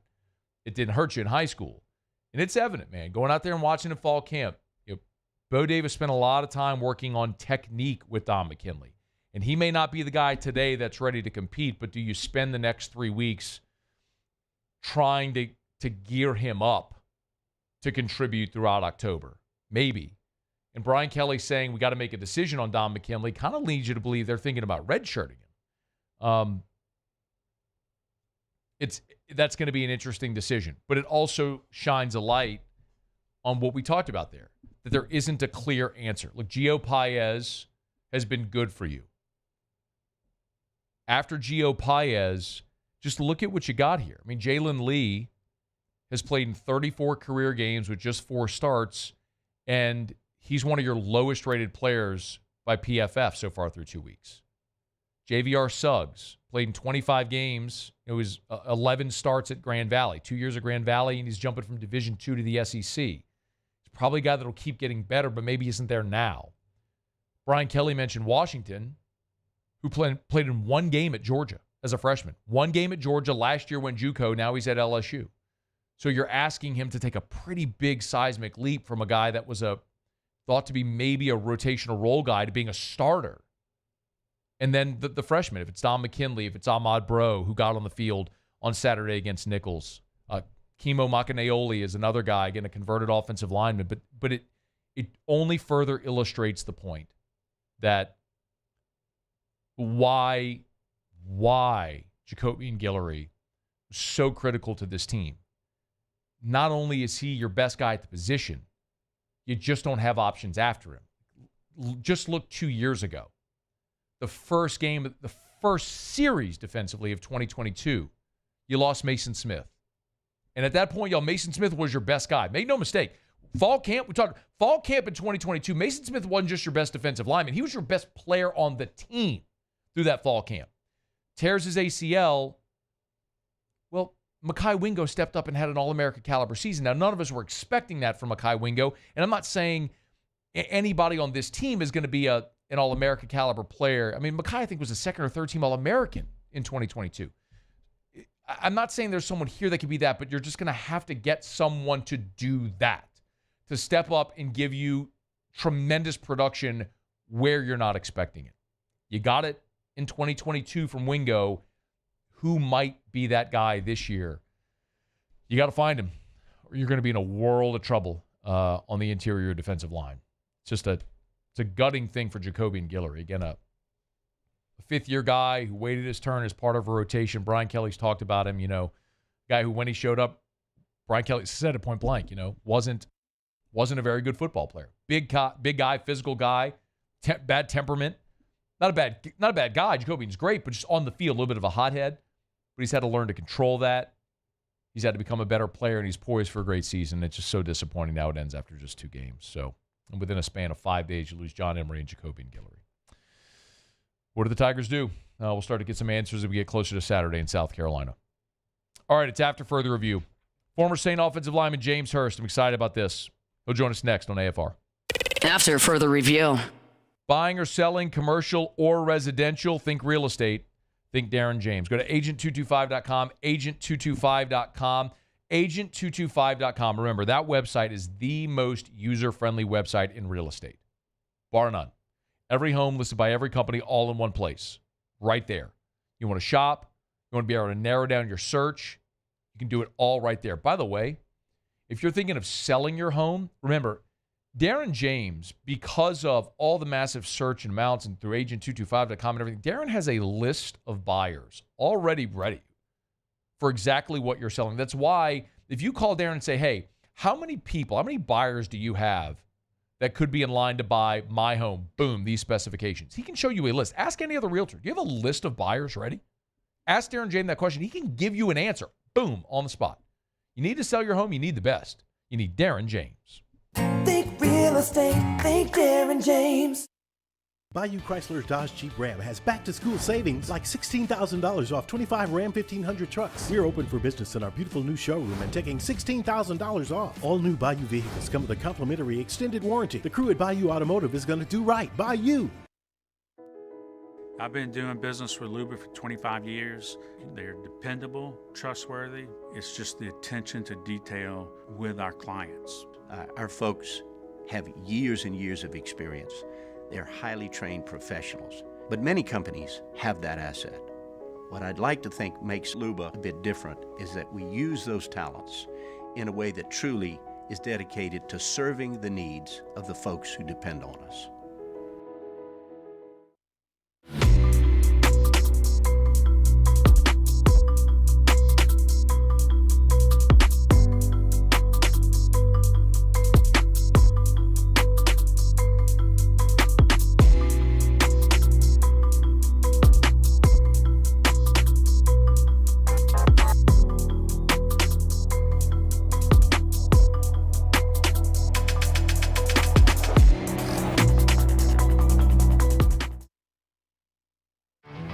There it is, the extra mile, on the border of expected and extraordinary for those willing to go further, like vans customized for work or play, with safety and tech to keep you connected, supported by a 5-star sales, service, and finance team, and backed by the 1-star you know. So go the extra mile. It's never crowded, because so few have what it takes to go there. Mercedes-Benz Vans. Jerry and Benny Payne began Central Plumbing Company out of their driveway in Tanglewood Subdivision. 50 years later and 4 generations down the road, we continue to serve Baton Rouge and the surrounding areas for all of their plumbing needs. Residential, commercial, industrial, or hospitality, Central Plumbing is here 24/7, 365. We want to thank our customers, family, and friends for 50 years of success. And looking forward to 50 more. Dylan Cruz here to tell you about Six Rings Baseball and Softball Camp. If you live on the North Shore and play ball, go to Six Rings Camps with former LSU assistant coach Dan Canaveri. His knowledge is second to none, and your child will improve and have fun doing it. Camps were held at Coquille Park and Six Rings Academy in Covington with 4 sessions over the summer. Full day and morning only sessions are available from ages 7 to 13. Go to sixringsbaseball.com or call 985-206-9096. Learn the game to love the game. At Relief Windows, we're more than windows. We're windows, doors, hardy plank, and vinyl siding. But our number one product is always customer satisfaction. After further review, presented by Relief Windows. Windows, doors, siding, and oh yeah, they also do interior shutters.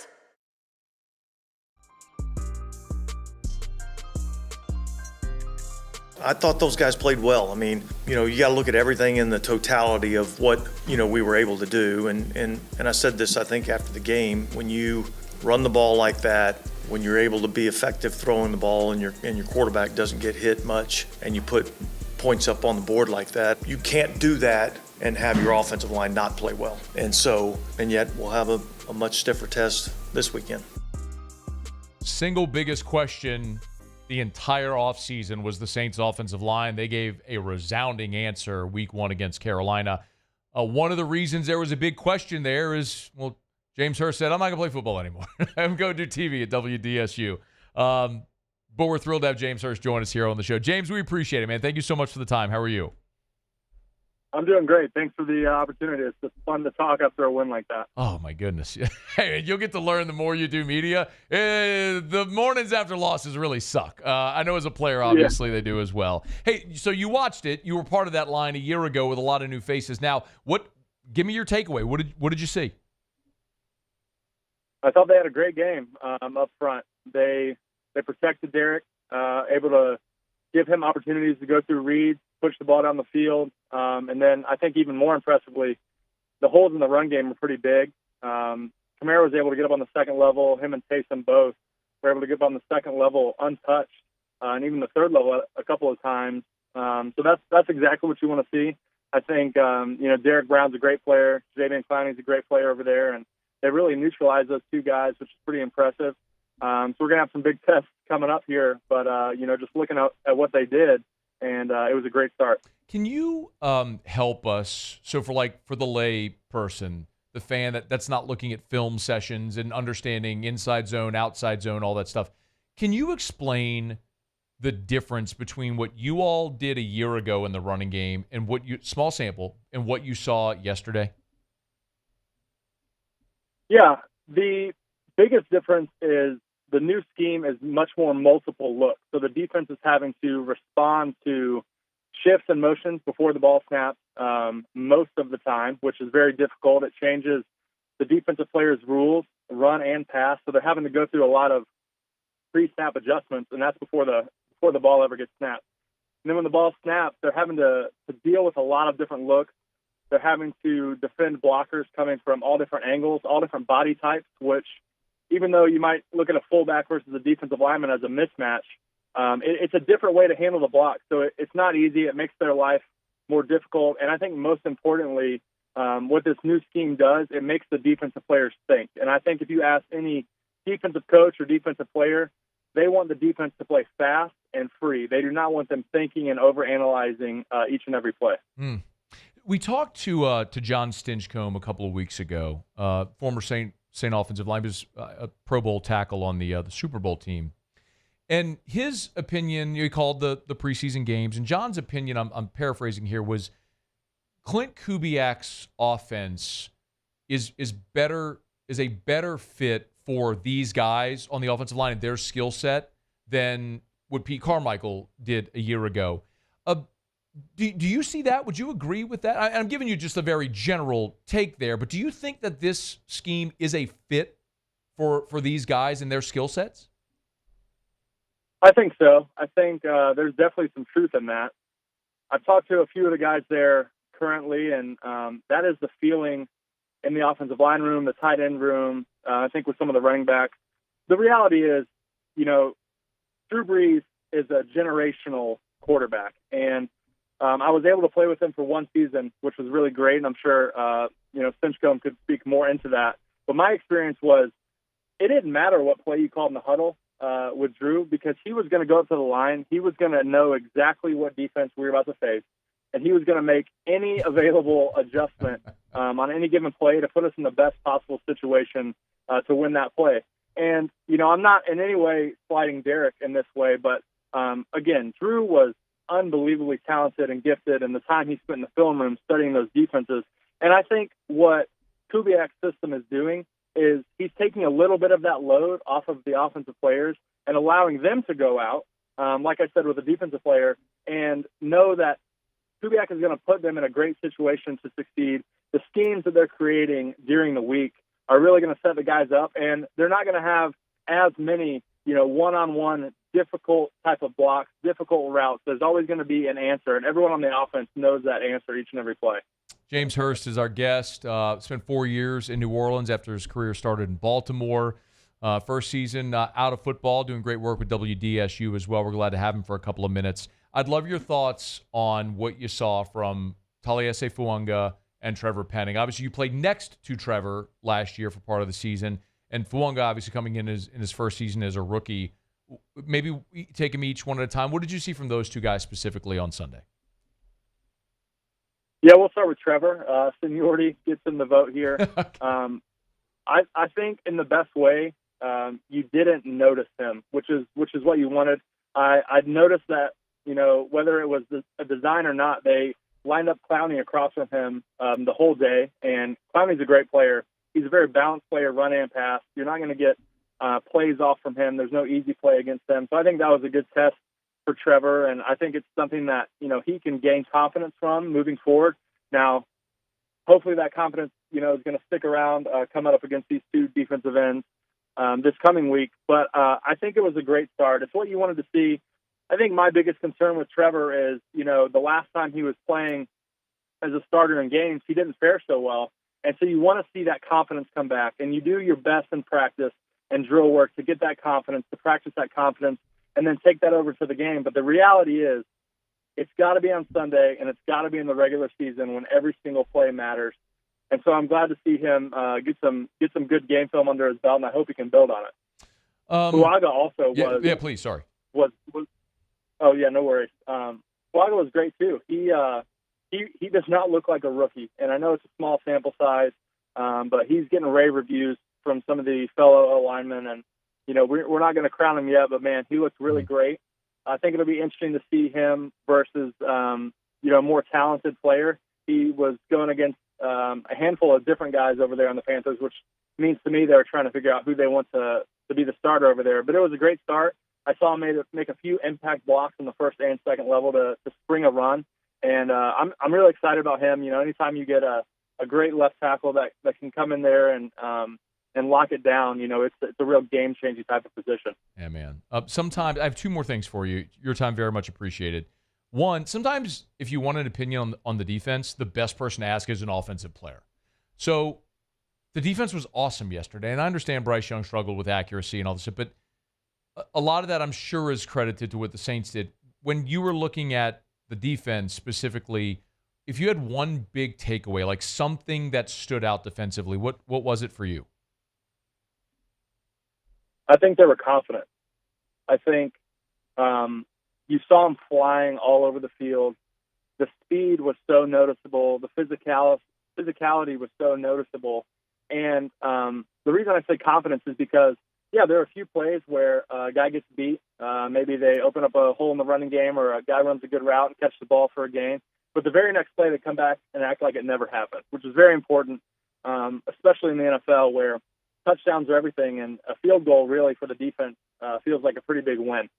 So to see them flying around, to see them creating so many turnovers, so many game-changing plays, that's going to, in turn, give the offense confidence. And I think we saw what happened. If both sides show up and play their best on any given day, there's going to be a lot of points, there's going to be a lot of turnovers, and our defense is going to fare very, very well.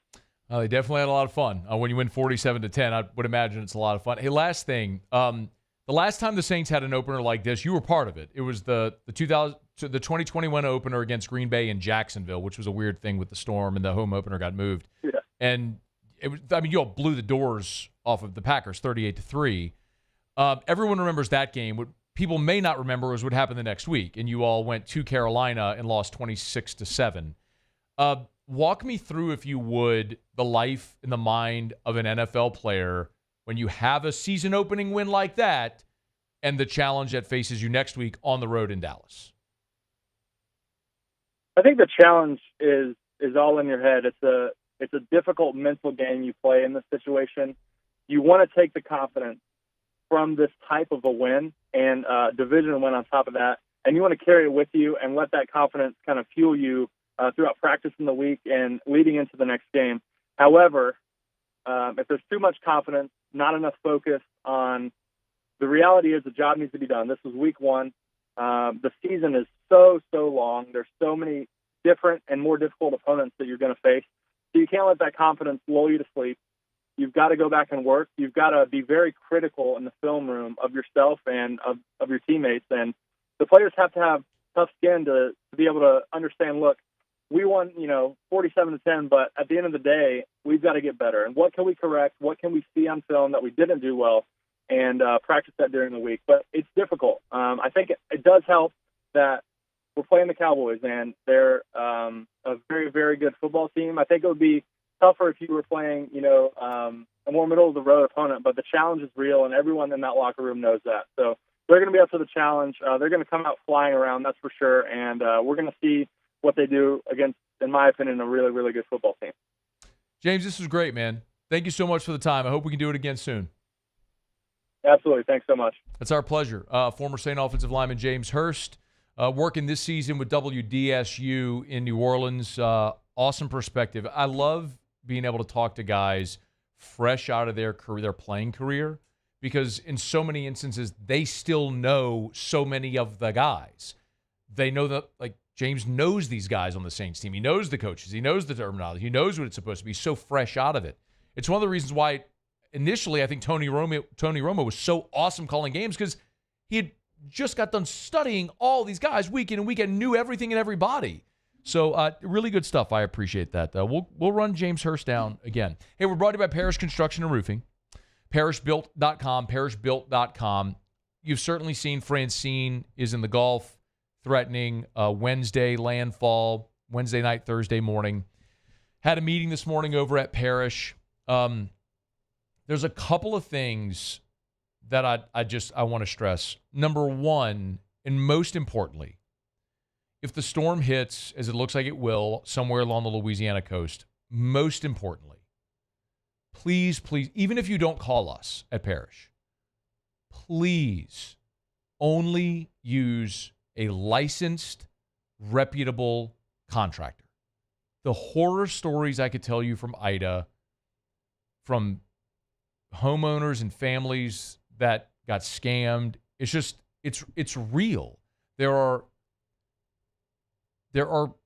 opportunistic leeches, and you just got to ignore them. Even if you don't call us. We'd love it if you did.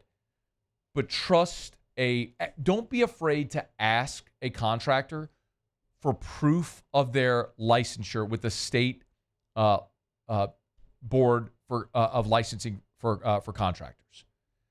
Like, don't be afraid to ask that. That's one. Number two, at Parish, look, whenever the storm comes, the first thing that happens when a storm passes is people need tarps immediately. The way we're going to handle this is we're encouraging you right now to go to our website on the homepage at parishbuilt.com, parishbuilt.com. On the homepage, just fill out the form, and we'll have a list. And it'll be a first come, first serve. When the storm passes, we'll just start going down the list calling. Do you need a tarp? Do you need a tarp? Do you need a tarp? And we'll do it in order, first come, first serve. Hopefully the answer is no. Hopefully the storm skirts us and goes another way. But it's just so much easier when you're prepared. And so we're trying to be prepared for the storm should it come and make landfall in our area. And we're, of course, happy to help. Do business, I tell you all the time, do business with someone you know. That's me and Terrio and Richard Tilley and Trent Davis and Joe Morales and our whole staff. Ron Richmond and all our great, Zach and, Matt Pearson's a guy we just hired who's our commercial roofing manager now. Hired him from the state of Florida. He's got so much experience. Our team is awesome, and we'd love to help you. If you have issues with the storm, remember also it's Parish Construction and Roofing. So not just roof, but if you have damage anywhere with the storm, the exterior of your home or the interior of your home, we can help. Do business with someone you know, Parish Construction and Roofing, parishbuilt.com, parishbuilt.com. Okay, y'all. You still have Tigers in the pros when we come back to wrap up the hour. Really appreciate James Hurst. That was great. Peter Burns was here earlier this hour. We opened up the show in hour one with my recap on LSU Nicholls and Saints Panthers. If you missed anything, we'll get that on demand. And, of course, on the AFR YouTube channels as well, so make sure you catch it up. All right, Tigers in the pros next. And to start hour three, I'm going to dig into the Pro Football Focus grades from LSU Nicholls. Both the top 5 and the bottom 5 are so very telling of this team right now. We're going to jump into that in about 15 minutes. Don't you move. It's AFR. AFR. Get Gordon and get it done. Gordon McKernan, injury attorneys. You've been injured in an accident. It's not your fault. Do what injured people in our state have done for 3 decades. Go to getgordon.com. Get Gordon, get it done. You can always call him at 888-8888, 888-8888. Go to getgordon.com. The billboard design competition is closed, but you still have time to go to getgordon.com/guess, getgordon.com/guess, Guess. There's a billboard up on 110 and heading toward North Baton Rouge, and you'll see the billboard right there. It has the date August 28th, 2013. It's just a black billboard with white letters. It says August 28th, 2013. Go to getgordon.com/guess. Guess the significance of that date, and they're going to pick, I believe, 8 winners who correctly guess the significance of that date. They're going to win a prize from Gordon McKernan Injury Attorneys. So go to getgordon.com/guess, Guess, getgordon.com/guess. You've been injured, you know what to do. Go to getgordon.com. Get Gordon and get it done. Bayou Ford has the new inventory to get you in a new Ford truck or SUV today, or customize your next vehicle just the way you want it. All new Bayou Ford vehicles come with a 1 million mile powertrain warranty. The crew at Bayou Ford is going to do right by you. The Windsor Senior Living Community in Mandeville, Louisiana is a beautiful, vibrant apartment community geared toward seniors. They are nestled right in the heart of Mandeville, where seniors live a more carefree lifestyle in spacious apartments with the peace of mind that comes from having a little extra help. Call the Windsor at 985-624-8040 to schedule a lunch and tour. Come see how the Windsor can be your passport to peace of mind. When it comes to ending cancer, we push forward, always working together for you. That's why our cancer experts at Ochsner have clinically integrated with MD Anderson Cancer Center. This means advanced cancer care, including access to life-saving clinical trials and integrating care to treat the whole you. Introducing Ochsner MD Anderson Cancer Center. Long live you. I've been doing business with Luba for 25 years. They're dependable, trustworthy. It's just the attention to detail with our clients. Our folks have years and years of experience. They're highly trained professionals, but many companies have that asset. What I'd like to think makes Luba a bit different is that we use those talents in a way that truly is dedicated to serving the needs of the folks who depend on us. BRAC teamed up to reimagine your parks, and you imagined big. With your help, we went to work, creating 12 beautiful community parks across the parish. A family-sized water park, miles and miles of trails, and parks just for your dogs. There are more places to splash, to explore, to run wild, and even soar. You imagined, we delivered. Gold. BRAC, your #1 park system in the nation. Electricity is all around us, and our families depend on it. Every day is sparked by the power of a cold drink or a warm meal, a movie night, and a comforting light at the end of a dark hallway. From sunrise to sunset, playtime to bedtime, our team is ready to take care of your electrical needs. Even in the case of an after-hours emergency, the light in your life shines brighter with Mr. Electric. There's nothing chill about a hot, sweaty line. Unless... After further review, presented by Relief Windows. Windows, doors, siding, and oh yeah, they also do interior shutters. All right, let's go quickly. Wrapping up hour number 2, presented by Relief Windows. Muso. Tigers in the pros. Tigers in the pros. They still bleed purple and gold. They're just really rich now. All right, NFL Roundup here on Tigers in the Pros today, now that week 1 almost in the books. Monday Night Football tonight. Dante Jackson, new home for him. He's a Pittsburgh Steeler. Turned in quite the debut. 2 tackles and 2 passes defense, along with a INT in the ballgame as well for Dante Jackson, that he returned 49 yards, by the way. I like to see him beating the Falcons instead of playing for an NFC South team against the Saints. Absolutely. It was also Patrick Queen's debut for the Steelers. He had 2 tackles in that. A bit.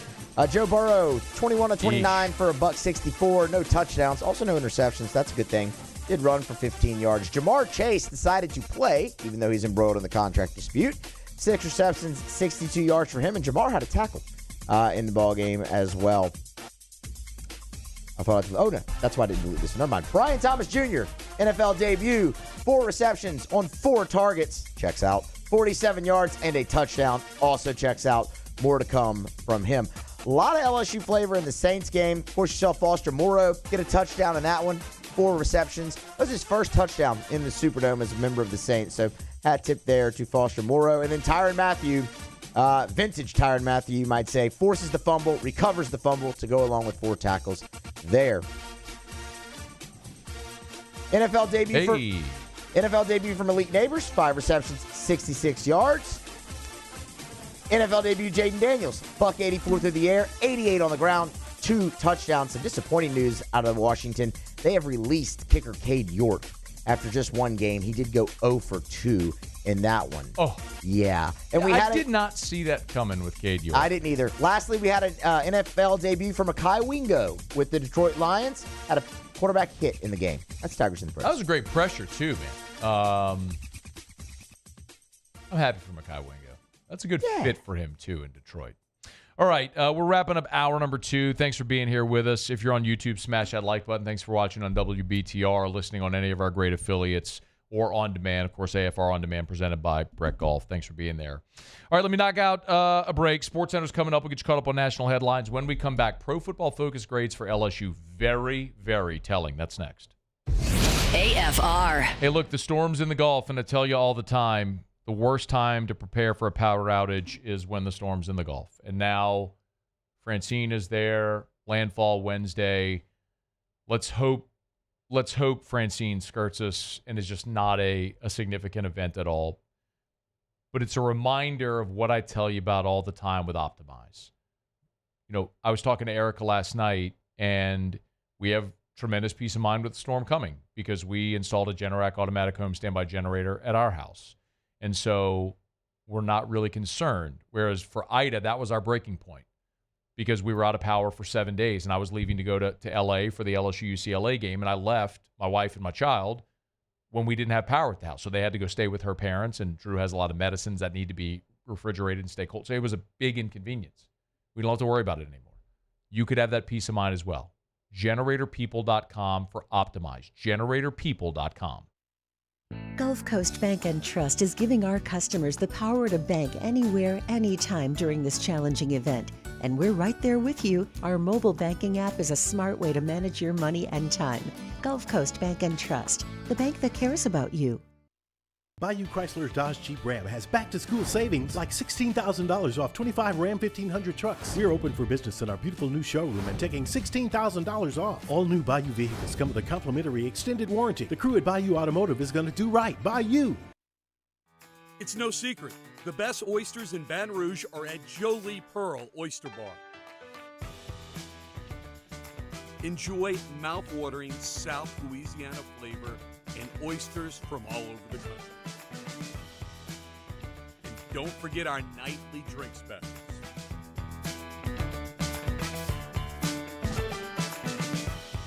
Jolie Pearl Oyster Bar, located in downtown Baton Rouge. Hey, it's Matt Moscona. For years, you've heard me tell you about Insurance Network of Louisiana, helping you find better coverage for less money. But it's not just for your home and auto. They also offer commercial property. So, retail stores, professional offices like doctors, dentists, attorneys, clothing boutiques. Insurance Network of Louisiana can find you better coverage for less money. They service the entire state of Louisiana, and they're local. So call today at 293-0450 or lainsurance.net. Gulf Coast Office Products is a nationally recognized Savin office equipment dealer based right here in Louisiana. Over 100 employees strong, Gulf Coast has the boots on the ground to support all vertical markets, from education, engineering, legal, and finance. With the latest in office technology, from desktop to production segment units, Gulf Coast and Savin have the perfect fit for you.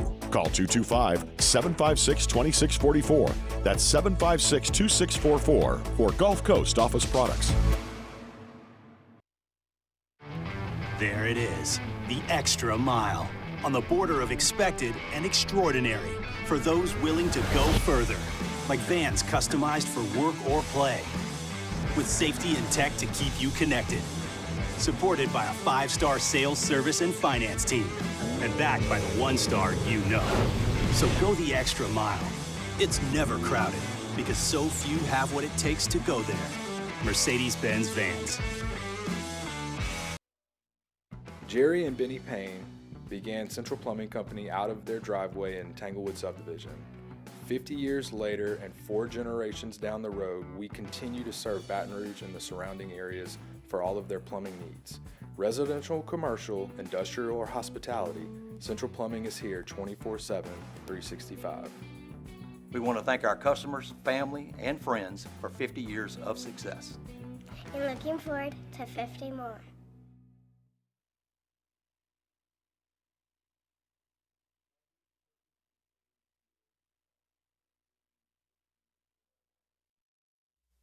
This is SportsCenter.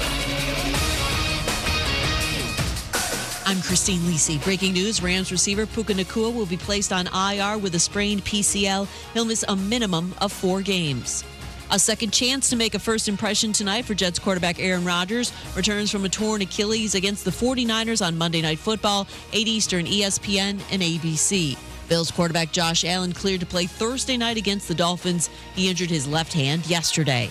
Will it be Russell Wilson or Justin Fields starting at quarterback for the Steelers Sunday against the Broncos? Coach Mike Tomlin told reporters they can ask that question at his news conference tomorrow. Fields started the season-opening win in place of Wilson, who aggravated a calf injury last week. ESPN NFL analyst Dan Orlovsky. Russ wouldn't play for me with the way Justin played. I've been on Play Justin train. He threw the ball remarkably well downfield to George Pickens, created some big plays, so I'd love that. What I saw yesterday, Justin would be my guy. Dan Orlovsky on Unsportsmanlike. WNBA, Chicago Sky rookie Angel Reese will have surgery tomorrow on her season-ending wrist injury. ESPN Radio is presented by Progressive Insurance. Progressive makes bundling easy and affordable. Get a multi-policy discount by combining your car, home, motorcycle, commercial auto, and more. All your protection in one place. Bundle and save at progressive.com. Matt Moscona. I'm very important. After further review. Say it one more time. After further review with Matt Moscona. And here we go. Live from the Mercedes-Benz of Baton Rouge studio. Let's ride! Woo!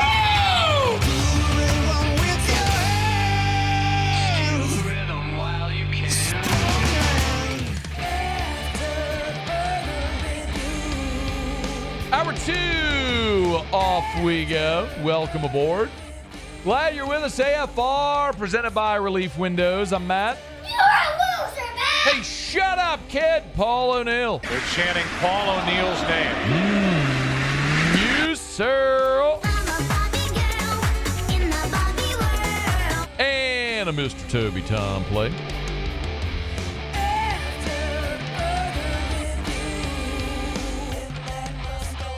All right, we're here. Glad you are as well. 5 o'clock quitting time. Glad you are driving home with us. Tigers win, Saints win. It is always a nice wake up on a Monday when your teams win. Remember that. No matter how ugly you thought it was on Saturday night, Tigers still came out with a win. and they're on to South Carolina as a 7.5-point favorite. One thing we're keeping an eye on, of course, is Francine, tropical storm, projected Cat 1 or 2 hurricane when it makes landfall, projected Wednesday evening, Thursday. I did ask Brian Kelly about contingencies for the storm at his Monday press conference. Here's what he said. There's one thing that I've learned about being here at LSU. There are plans over plans over plans when people talk about hurricanes. So the thing that we're clear on is we have a plan in place for Wednesday, Thursday, because that's when obviously it's imminent. And then the next stage is thunderstorms on Saturday and then disruption of the game. So I've already met with our strength staff for stretching purposes, our nutrition. So it's been a long morning on hurricanes and thunderstorms on Saturday. So, yes, we're already on top of that. Thank you. Our news partners over at WBRZ have the latest advisory out just a little less than an hour ago for Hurricane Francine. Expected to be a Cat 2 at landfall. Hurricane warnings posted from the western Louisiana coast, including St. Mary Parish. Tropical storm watches remain in effect for Metro Baton Rouge, may soon become warnings. So looking at some of the charts that are out there right now for the chance of wind exceeding 40 miles an hour, you're talking about tropical storm force winds, almost a certainty for parts of southwest Louisiana and really all of the Louisiana coast.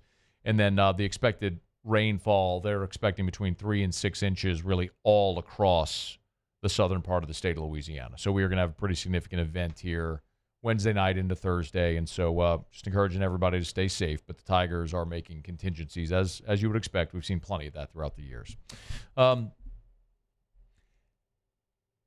We talk about Pro Football Focus here pretty often. And I tell you always, I give the caveat with Pro Football Focus that it is a metric to use, but is not necessarily the metric. It's not the be-all, end-all. It's just something to consider when you're taking into account a game and how teams played. So after a game, if you're not familiar, the analysts at Pro Football Focus go and they grade every player. Every player at every position, they give them a grade for the game. And I asked our guy, Hunt Palmer, over at LouisianaSports.net to start doing this on Mondays after LSU games to put out the Pro Football Focus grades. The top 5 players from LSU and the bottom 5 players from LSU. By the way, this is free. As always, our content over at LouisianaSports.net is totally free. We'll never have a paywall. We'll never be a subscription. We're just going to do good content and give it to you for free and hope that we have great advertisers that want to come aboard with us.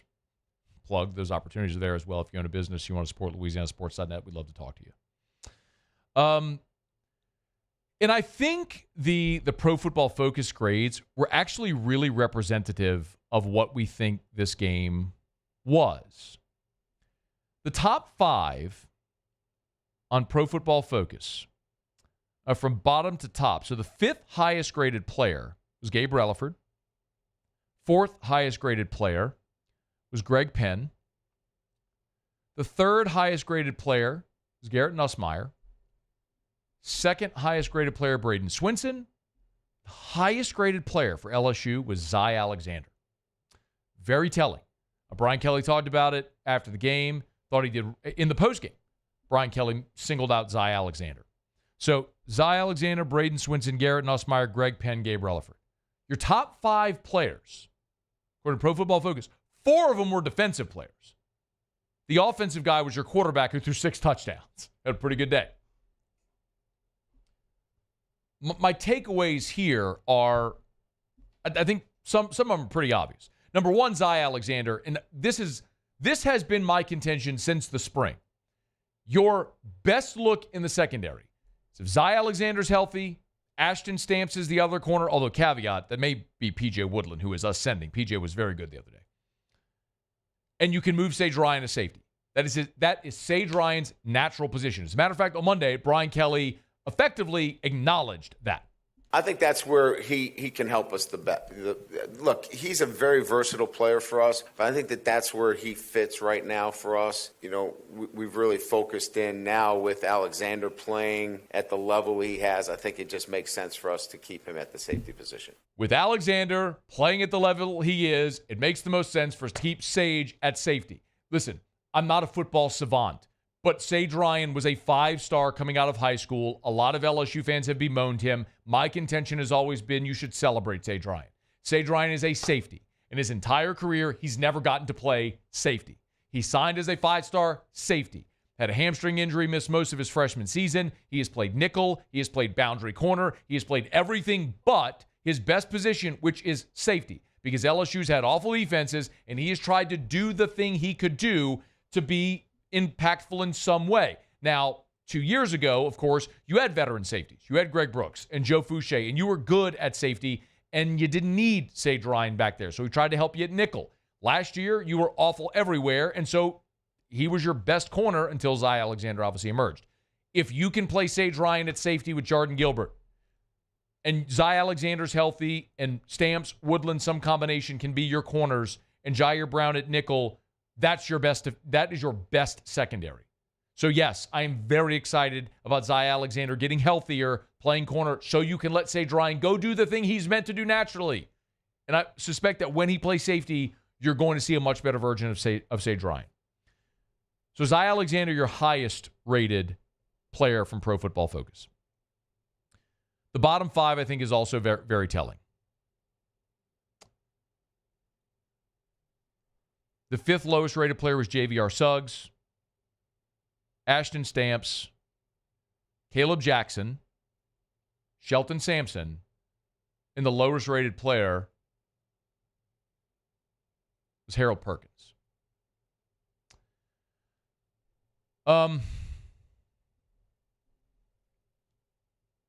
In the spring, when LSU made the decision to move Perkins back to off-ball linebacker, I made the comment that all of you made. I think this is sort of a unanimously held opinion. Harold Perkins is this elite-level edge player. And it's not something we're guessing. It's not something we're basing on high school star ratings. We saw it, right? We saw it with our eyes when he was a freshman. He took over against Ole Miss. He, as a freshman, took over against Arkansas. Harold Perkins was a spy as a freshman on Bryce Young. Harold Perkins is a dominant athlete in space. That is not an opinion. That is objective fact. That's why he's a first-round projected pick on draft boards. It's why he was a freshman All-America. It's why he's all these things we all think he can be, because we've seen it with our eyes. And for 2 years now, they've tried to make him an off-ball linebacker, and he is not an off-ball linebacker. I was willing to take this leap of faith because I have people that I really trust, like Derry Beckwith, who was a first-team All-SEC linebacker, a national champion, who came on the show and said, Harold can do it. It's just a matter of getting comfortable and learning reps. Derry talked through his first practice at LSU and how his head was on a swivel and it was just warp speed and it had to slow down, and once it did, he was great. And Blake Baker in the spring talked about it as well, about how he believes Harold Perkins has the physical ability to do it. Now it's just reps to get comfortable. But it's so obvious you are neutralizing a guy that could be an otherwise massively impactful player for your defense, maybe the most impactful player on your defense, and you are neutralizing him by putting him in a spot where he is not comfortable or productive.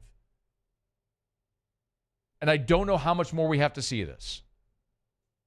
Ultimately, I think it's Harold Perkins' decision. We live in an NIL world, a transfer portal era world, and if Harold Perkins wants to be an off-ball linebacker to try to show NFL scouts he can be a three-down linebacker, and your choice is, do we let Harold Perkins do this or we lose him in the portal? I understand why you're letting him try. LSU did this more than a decade ago with Russell Shepard. He was a dynamic quarterback, a 5-star number 1. He comes to LSU. You promise him you give him a shot to be a quarterback. It was so evident day freaking one that I went to practice and watched Russell Shepard stand next to Jordan Jefferson and Jarrett Lee, and they were all throwing passes, and it was like, boom, boom, boom, boom, boom, boom, boom, boom, boom, boom. You're like, oh, that's never going to play in the SEC. Day one, it was obvious. But you promised him you give him a shot, and then ultimately you moved him. They're doing the same thing right now with Harold Perkins. You are neutralizing a dynamic player because your inability to just say, this isn't the thing you do well. Let us let us put you in a position to best help yourself and this defense. I don't know if they will, but I would sure love to see them try to figure that out over these next 3 games, in particular on Saturday, because you're going on the road against a bad offense, and then you're home against UCLA, home against South Alabama, 2 winnable games before you have an open date, you play Ole Miss. And boy, I would love to see Harold Perkins look like Harold Perkins when Ole Miss comes back in here, because that was 2 years ago the game where he had his coming out party. Lane Kiffin said it point blank in the postgame. The game changed when they put 40 on the field. Well, 40 has become 4, now he's 7, and you would love to see him look more like 40 again. And that ain't going to be an off-ball linebacker. It's hard to look at, but it's also, it confirms a lot of what you and I and everybody sees. You don't have to understand X's and O's in defensive schemes to understand Harold Perkins was the most feared player on the defense, the guy you had to account for, and now has become kind of invisible. He's a lost guy on the interior of that defense. See what they elect to do. The other players, by the way, on that bottom 5, Shelton Sampson is number 2 on that list. You desperately miss Chris Hilton. You have to have your game breaker. Kyle Parker was injured. Shelton Sampson didn't have a catch. You got to have someone that can stretch a defense. You need Chris Hilton back. And then Caleb Jackson at 3. I mean, Caleb Jackson is a guy that I thought would be the guy coming into this year that nobody knew his name, but everyone in the SEC by the end of the season would know Caleb Jackson's name. Through 2 games, he doesn't even have 50 rushing yards combined through 2 games. I would not have thought that in any way. 14 rushes, 33 yards, an average of 2.4 for Caleb Jackson. Would have never seen that. Would have never predicted that. Got to find a way to get him going. All right, it's after further review. Brought to you by Michelli Weighing and Measurement. Michelli.com, Michelli.com. Hey, did y'all see the video of Billy Napier when he was unable to open the water bottle in that press conference? So one of the things Michelli does is calibrate those precision measurement devices. So whatever the machine is that caps those bottles is calibrated. So to where it would be a certain amount of pressure to open that bottle. Well, clearly that machine wasn't calibrated because Billy Napier couldn't twist the top off a bottle. It's not because he's not strong. It's because it wasn't calibrated properly. That company needs to call Michelli. Michelli Weighing and Measurement, Michelli.com, Michelli.com. If you weigh or measure something, they sell, service, rent the products used to weigh and measure. They're our nation's largest distributor of scales with locations all over America, 12 different states. They have boots on the ground. You need Michelli. Michelli Weighing and Measurement. Michelli.com, Michelli.com. All right, y'all, it's after further review. Jimmy, I don't think is going to be here for Otterlocks today. He did send us his pick, so we'll give that to you in the final segment of the show. We'll get to our college football takeaways. Paulie Muse and I will give you 3 things that we observed from the college football weekend. That's coming up in 15 minutes. When we come back, Marshawn Lattimore was injured. Dennis Allen, after the massive win for the New Orleans Saints, was back with the media after practice on Monday. We'll let you hear some of what the head coach had to say. Stick around. It's AFR. AFR. AFR is brought to you by Clegg's Nursery. We'll keep you posted as the week goes along, depending on what happens with Francine, if that affects anything, hours of operation and all that stuff. But I was chatting with Miss Teresa via email earlier today. And boy, it's just such a fun time over at Clegg's, man, because as the seasons change, it's so much fun to get those new flowers and plants and trees and shrubs and all that stuff. Like just yesterday, Eric and I were kind of prepping our outdoor area, taking out some of those beautiful summertime plants with the pops of color. And we're getting ready for a lot of those earth tones, those fall plants, the oranges and the browns and those dark greens, those beautiful earth tones for the fall time of year. By the way, this is the perfect time to plant that fall garden, that vegetable garden, your fruit trees. Probably a little early for trees and shrubs. Maybe wait to the middle of end of October, but they'll have a ton of selection for you. And, of course, Hunters, Buckbusters, Rice Brand, Deer Corn, they got it all. Mobucks. It's Clegg's Nursery.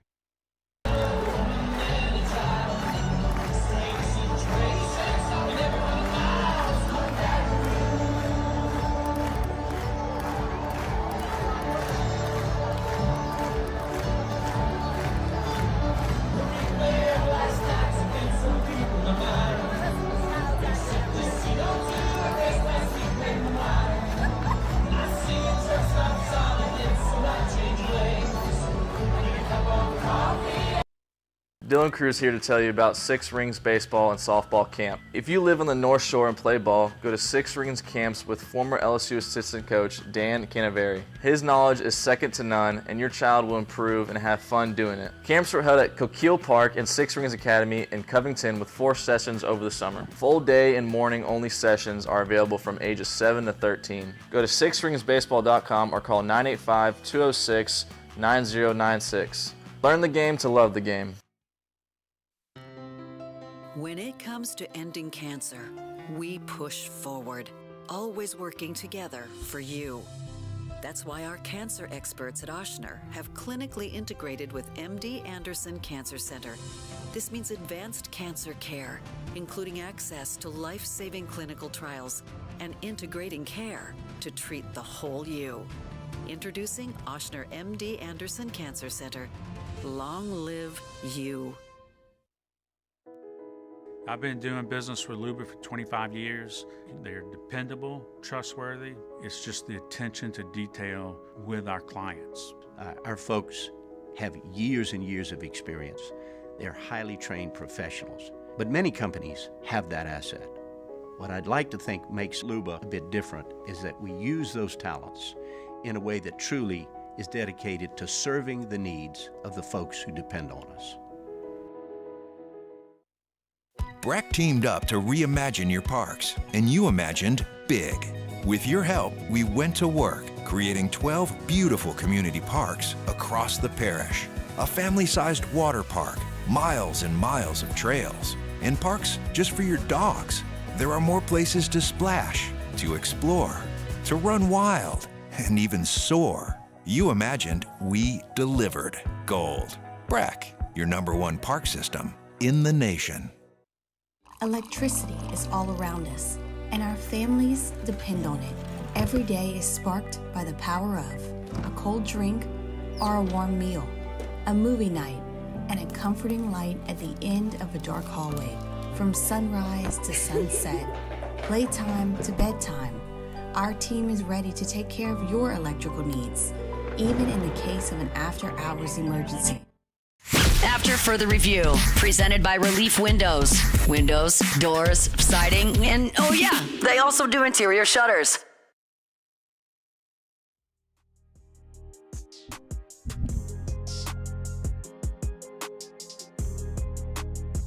Oh, we get to our college football takeaways here in 10 minutes.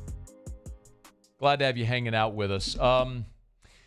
I want to get to the Saints Pro Football Focus grades. I don't mean to just make this a Pro Football Focus hour, but I do want to get to the grades here in just a quick second. Our guy Ross Jackson over at LouisianaSports.net has those up. But I was interested in an update from Dennis Allen on Monday on Marshawn Lattimore. Unfortunately, Lattimore had the groin injury early in training camp, came back, was healthy, started, looked like he left with a little bit of a hamstring injury on Sunday. Here was Dennis Allen Monday with an update on Lattimore. Yeah, I mean, he's got a hamstring that he's dealing with. Don't know what the significance is going to be of that. We'll go through the week and evaluate him and see what we do. I thought it was interesting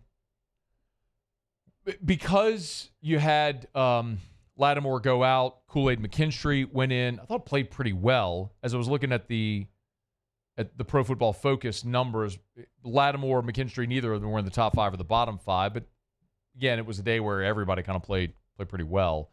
You hate to lose Lattimore, but again, like we talked about when they drafted McKinstry, part of the reason you drafted Kool-Aid McKinstry was for the inevitability of losing very likely either Marshawn Lattimore or Paulson Adebo.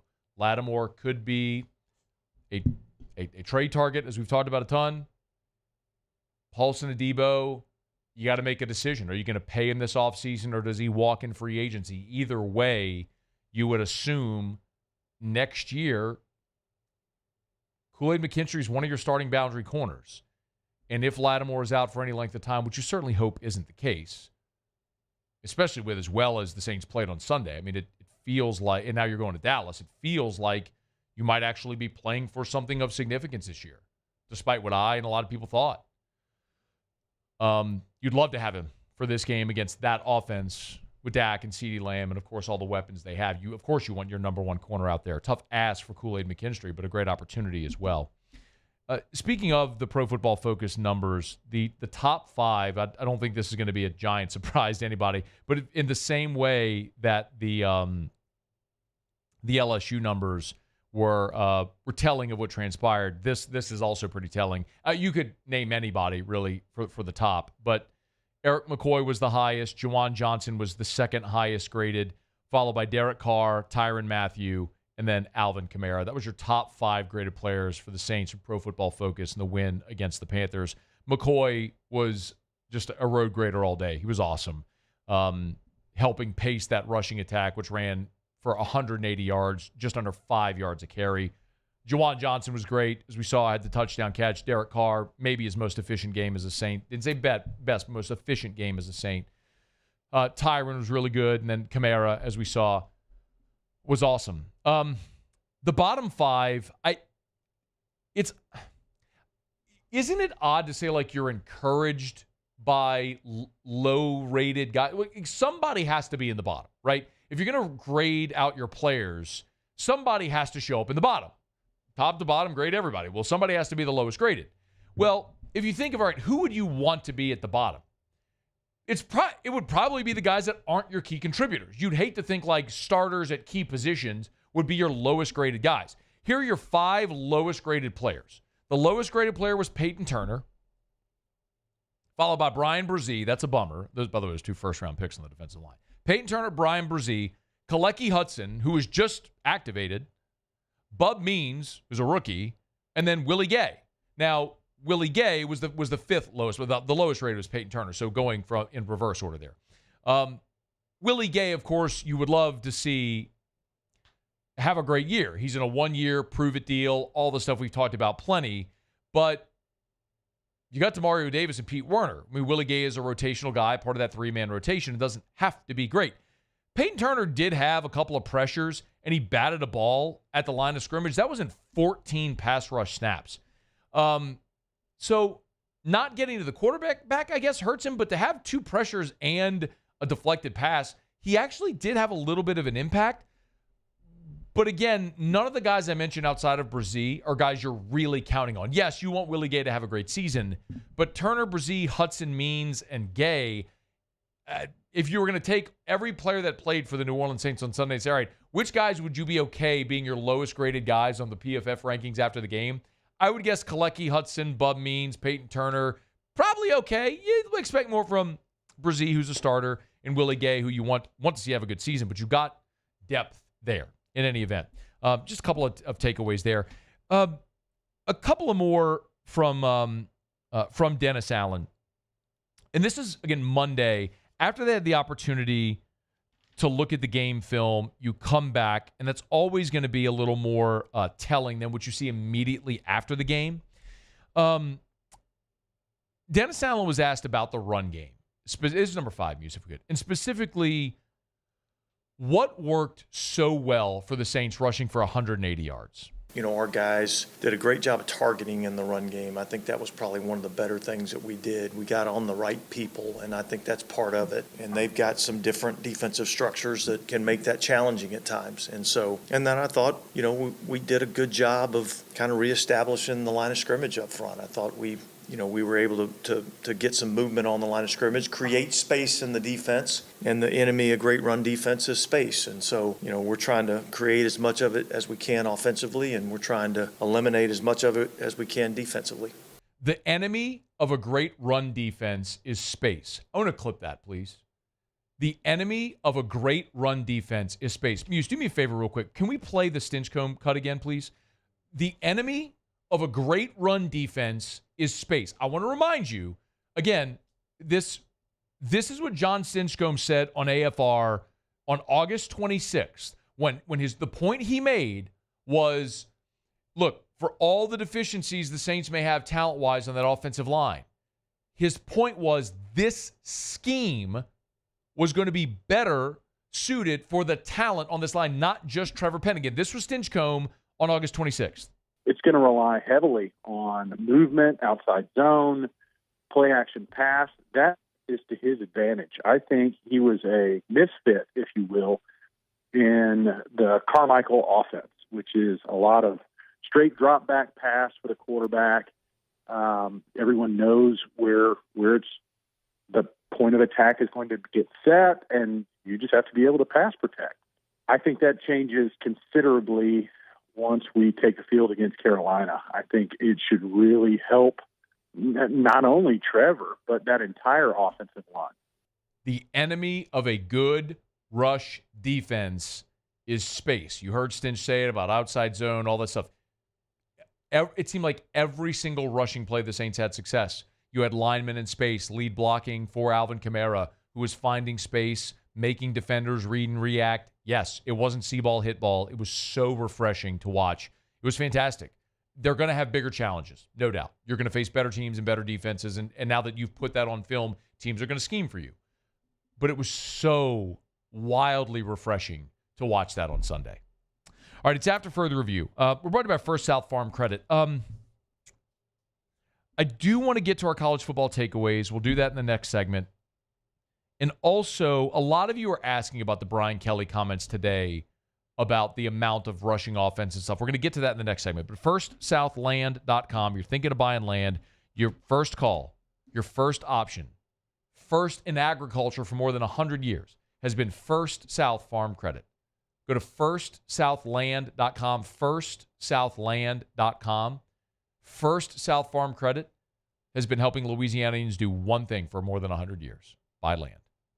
With locations and branches in Louisiana, Mississippi, Alabama, they can help you buy land in any of the contiguous 48. You live in New Orleans, you want to move to the North Shore, buy those 10 acres, build your home, and commute every day? First South Farm Credit got a branch in Tangipahoa. You live in Baton Rouge or Lafayette or Lake Charles or Alexandria? You got a First South Farm Credit branch near you as well. You want to buy that 10, 20 acres to build your family's dream home? You want to buy that hunting property?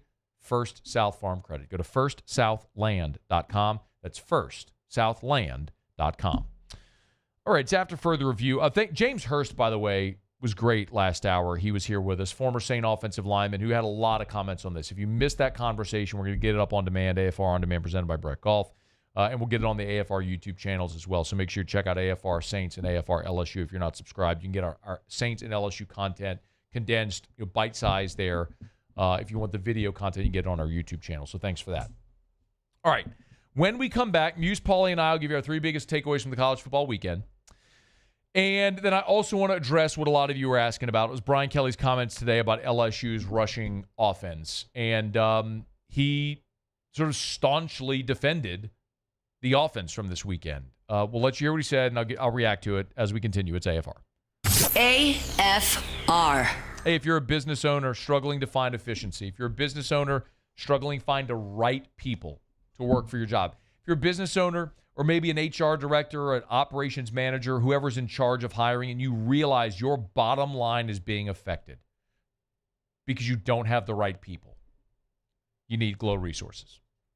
GLO, glowresources.com, glowresources.com.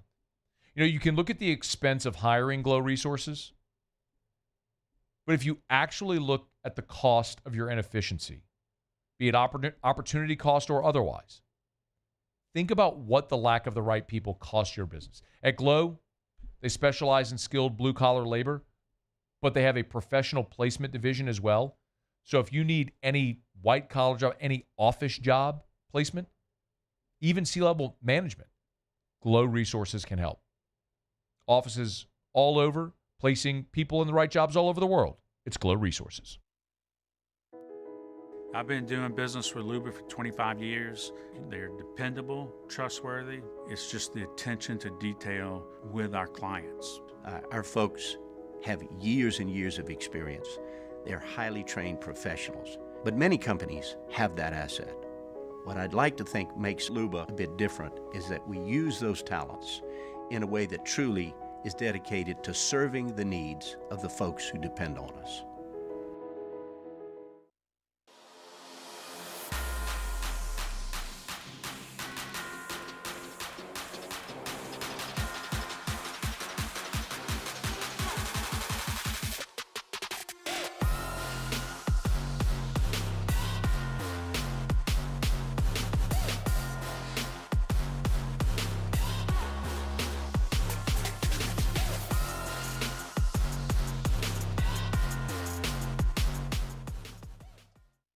Hey, it's Matt Moscona. For years, you've heard me tell you about Insurance Network of Louisiana, helping you find better coverage for less money. But it's not just for your home and auto. They also offer commercial property. So, retail stores, professional offices like doctors, dentists, attorneys, clothing boutiques. Insurance Network of Louisiana can find you better coverage for less money. They service the entire state of Louisiana, and they're local. So call today at 293-0450 or lainsurance.net.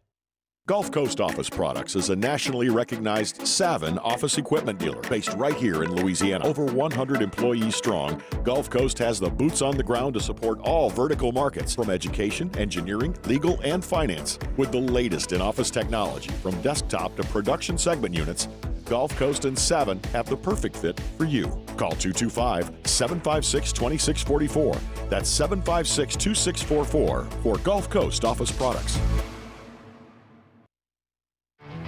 There it is, the extra mile, on the border of expected and extraordinary, for those willing to go further, like vans customized for work or play, with safety and tech to keep you connected, supported by a 5-star sales, service, and finance team, and backed by the 1-star you know.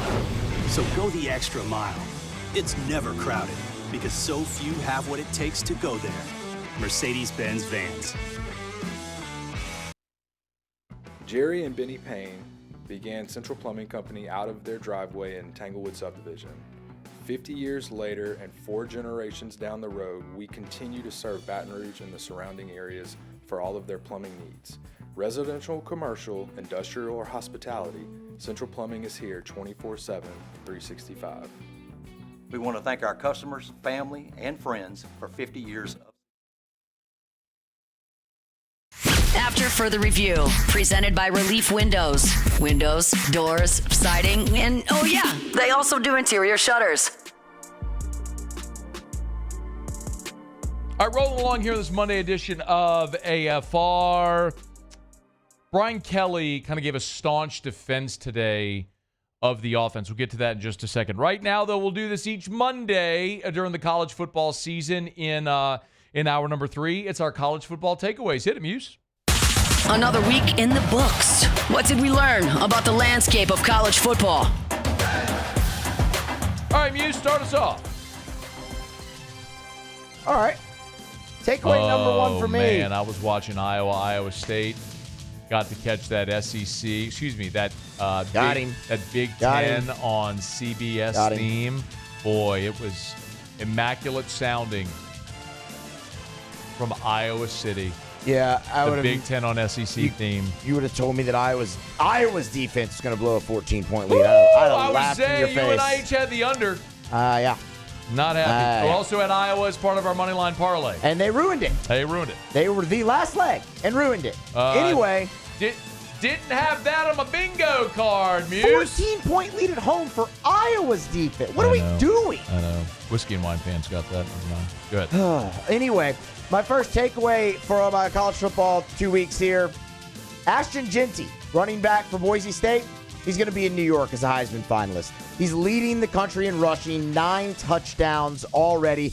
192 against Oregon, who many people think will be in the college football playoff. Boise has the schedule. They're talented enough to make a run. The wins are going to be there. The record's going to be there. The playoff hype's going to be there. His numbers are there. I think he's in New York as a Heisman finalist. Let's clip that, please. Mark the tape. Flip it. Okay. You don't get to make bold proclamations here like that. It's a takeaway. And not revisit them. No. You don't get to make bold proclamations and not revisit them. I'm still wearing the fact that in 2012, I picked Notre Dame to beat Alabama for the national championship, and they lost 41-14. Yeah, that was right. Might have been 45. I don't know. It was a beatdown. Point is, you don't get to escape it.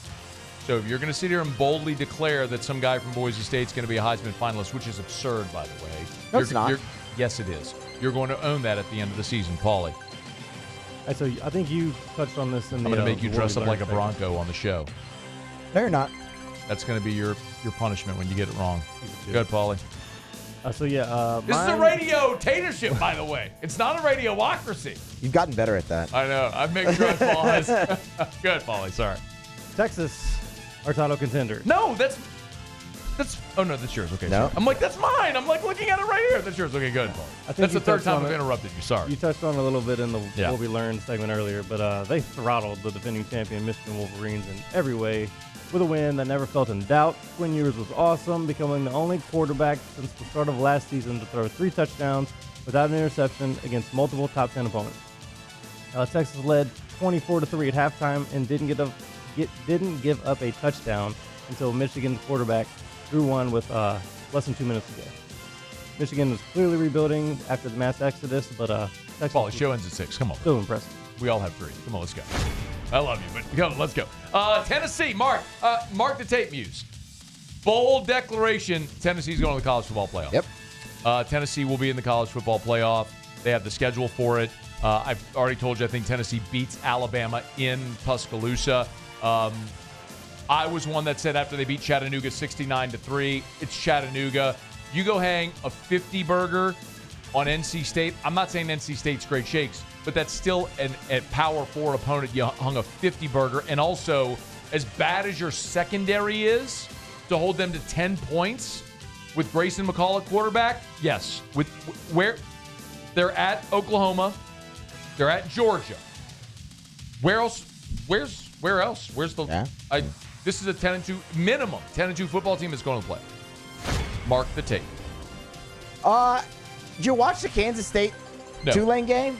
No, I was watching South Carolina and Kentucky because I had money on that. I think those were at different times. But anyway, Darian Mensah for Tulane, freshman quarterback, awesome. Like, he was the best quarterback on the field, outplayed Avery Johnson right up into the end, 342 yards, 2 scores. He's a true freshman. Tulane should have won that game. I can't wait to actually continue to watch him. He is a dynamic player at quarterback. They travel to Oklahoma, so another opportunity for an upset this week for the Green Wave. The Oregon Ducks are in trouble.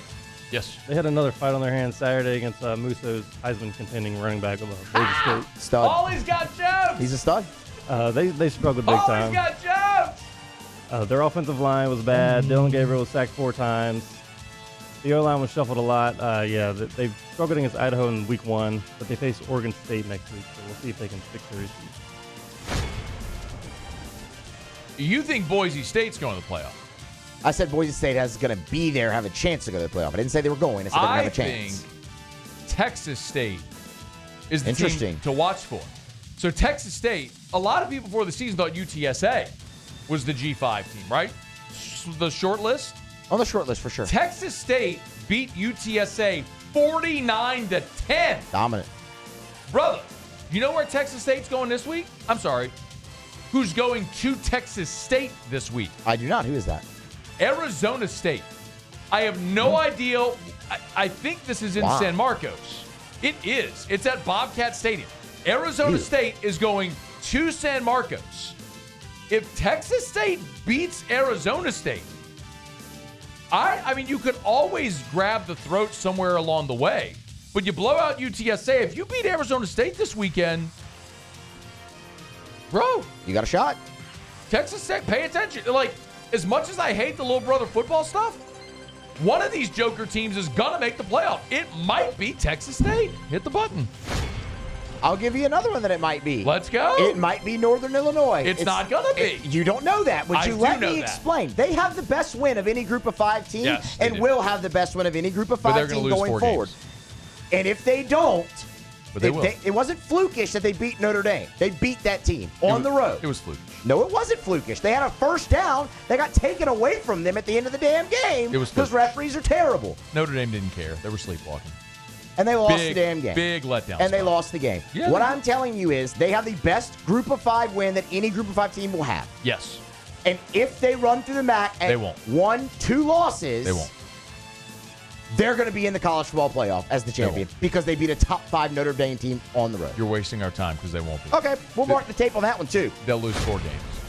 Maybe they will. Maybe they won't. I want to save this whole segment.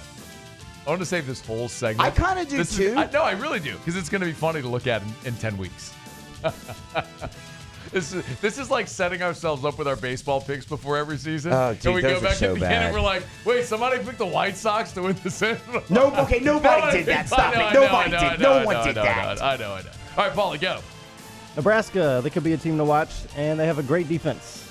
They dominated Colorado 28-10 under that defense and freshman quarterback Dylan Raiola. They, let's see, sacked Shedeur Sanders 5 times, blocked a field goal try, stuffed Colorado on a 4th and 1 twice, and had to pick 6. And Raiola had 185 passing yards and 1 touchdown.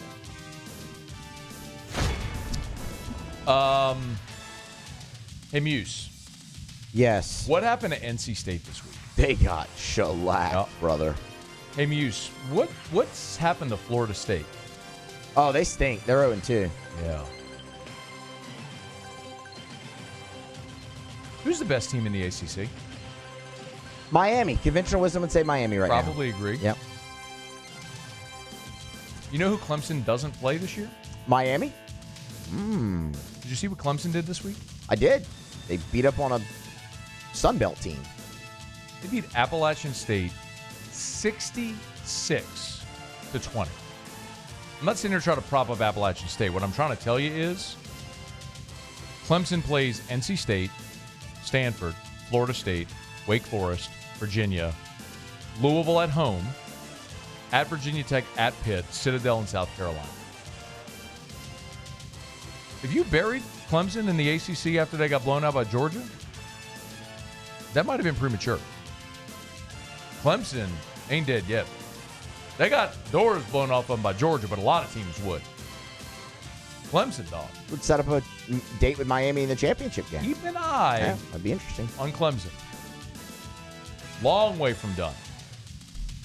All right, that's our college football takeaways. We're brought to you by Shaw Bills Tire and Auto Service, ShawBillsTire.com. ShawBillsTire.com. Shaw Bills, where we keep you rolling. Love telling you about Shaw Bills. If you need tires, you might as well get the best tires at the cheapest price from the people that are going to treat you like family. That's Shaw Bills. They've been doing that since 1968. So go to ShawBillsTire.com. Find the location nearest you at ShawBillsTire.com. Shop tires at ShawBillsTire.com. You can shop the deals, the promotions. Just go hit the promotions tab at the top. You can read about the Charlie's Dozen, the dozen benefits extended to you and your family when you buy tires at Shaw Bills. You can read the Shaw Bills Customer Bill of Rights. What business has that? A Customer Bill of Rights. Things that they believe you as a customer are entitled to, like a clean place to wait for your vehicle. Like the right to not be upsold or pressured. I mean, these are things that are published in every Shaw Bills location and on their website that every employee, it's the standard they are all held to for you, their customer. You just don't hear about it often when you talk about a tire shop. That's why they're awesome. That's why they've been what they've been since 1968. Mr. Charlie started that whole culture, and it's carried on now for more than 50 years. Shaw Bills Tire and Auto Service. ShawBillsTire.com. Shaw Bills, we keep you rolling. Real quick, all right, let's do this. Since we don't have Otter locks, let's break. We'll come back. I have Jimmy's pick, okay? So I'll give you Jimmy's pick for Monday Night Football. But Otter was coming back from Biloxi. They were at the Bow. He was coming back from Biloxi. He said, man, I'm going to crash. So he was taking a nap, I guess, so he can make it through the Monday. He's going to take a nap so he can get up and make it through Monday Night Football. So I have his pick. We'll give you Jimmy's pick, and then I'll play this audio for you and react to it. Brian Kelly sort of staunchly defending LSU's offense after the Nicholls game. We'll get to that to wrap up next. It's AFR. After further review. Hey, I've been chatting with my buddy Chuck Montero over at Action Industries, proud partner of LSU Athletics, and, of course, been telling you what they have coming up. Pretty exciting, too, man. They have been awarded a contract, which is a year-long capital project. It's going to be a job working 5/10s. They're going to be looking for 65 people for 12 months. They got an awesome project coming. All the jobs, by the way, are local in Greater Baton Rouge. But right now, it's turnaround season, and at Action Industries, they need people. Welders, pipe fitters, boiler makers, crane operators. They've got 2 turnarounds that are about to start.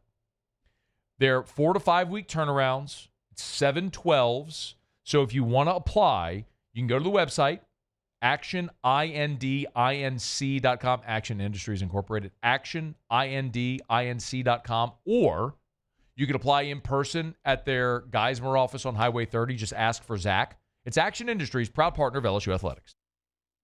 Gulf Coast Bank and Trust is giving our customers the power to bank anywhere, anytime during this challenging event. And we're right there with you. Our mobile banking app is a smart way to manage your money and time. Gulf Coast Bank and Trust, the bank that cares about you. Bayou Ford has the new inventory to get you in a new Ford truck or SUV today, or customize your next vehicle just the way you want it. All new Bayou Ford vehicles come with a 1 million mile powertrain warranty. The crew at Bayou Ford is going to do right by you. It's no secret. The best oysters in Baton Rouge are at Jolie Pearl Oyster Bar. Enjoy mouth-watering South Louisiana flavor and oysters from all over the country. And don't forget our nightly drink specials.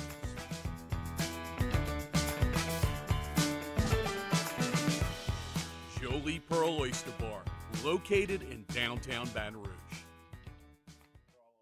Dylan Cruz here to tell you about Six Rings Baseball and Softball Camp. If you live on the North Shore and play ball, go to Six Rings Camps with former LSU assistant coach Dan Canaveri. His knowledge is second to none, and your child will improve and have fun doing it. Camps are held at Coquille Park and Six Rings Academy in Covington with 4 sessions over the summer. Full day and morning only sessions are available from ages 7 to 13. Go to sixringsbaseball.com or call 985-206-9096. Learn the game to love the game. When it comes to ending cancer, we push forward, always working together for you. That's why our cancer experts at Ochsner have clinically integrated with MD Anderson Cancer Center. This means advanced cancer care, including access to life-saving clinical trials and integrating care to treat the whole you. Introducing Ochsner MD Anderson Cancer Center. Long live you. I've been doing business with Luba for 25 years. They're dependable, trustworthy. It's just the attention to detail with our clients. Our folks have years and years of experience. They're highly trained professionals, but many companies have that asset. What I'd like to think makes Luba a bit different is that we use those talents in a way that truly is dedicated to serving the needs of the folks who depend on us. Breck teamed up to reimagine your parks, and you imagined big. With your help, we went to work, creating 12 beautiful community parks across the parish. A family-sized water park, miles and miles of trails, and parks just for your dogs. There are more places to splash, to explore, to run wild, and even soar. You imagined.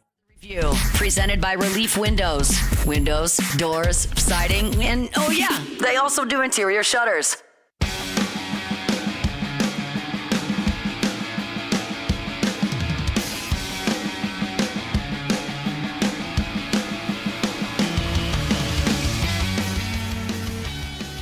Down the stretch, we come final segment here on a Monday edition of AFR. Big shout out to Relief Windows. Man, been one of those for so long. Yeah, I mean, you can talk about windows, but windows, it's windows. It's windows, door siding, it's shutters. When you need it, and you want them to be great and all. But man, with Relief Windows, it's the people. It's their commitment to doing right by people, the ethics that Brandon and Adrian have. I just love telling you about them as much as I do their company. They're just awesome. It's Relief Windows, reliefwindows.com.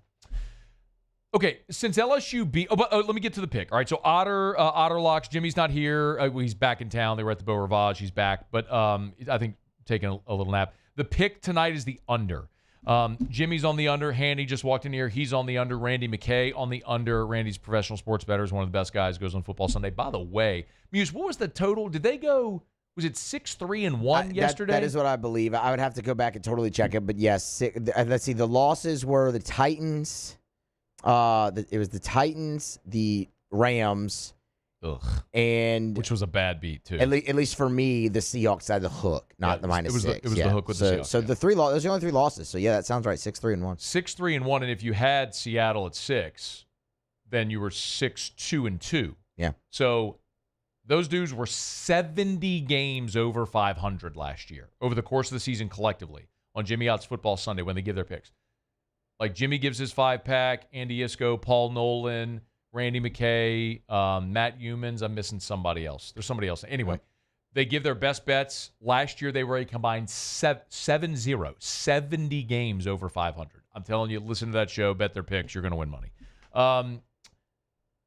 Brian Kelly met with reporters. One of the questions fans have had, obviously, has been about the offense, the physicality, the lack of running game. And Brian Kelly... opened his press conference sort of saying, going back and looking at the film, they weren't out physical at the line of scrimmage. And he later came back and talked about the run-pass distribution where they threw it 38 times and ran it 21, and he kind of talked about that a little more.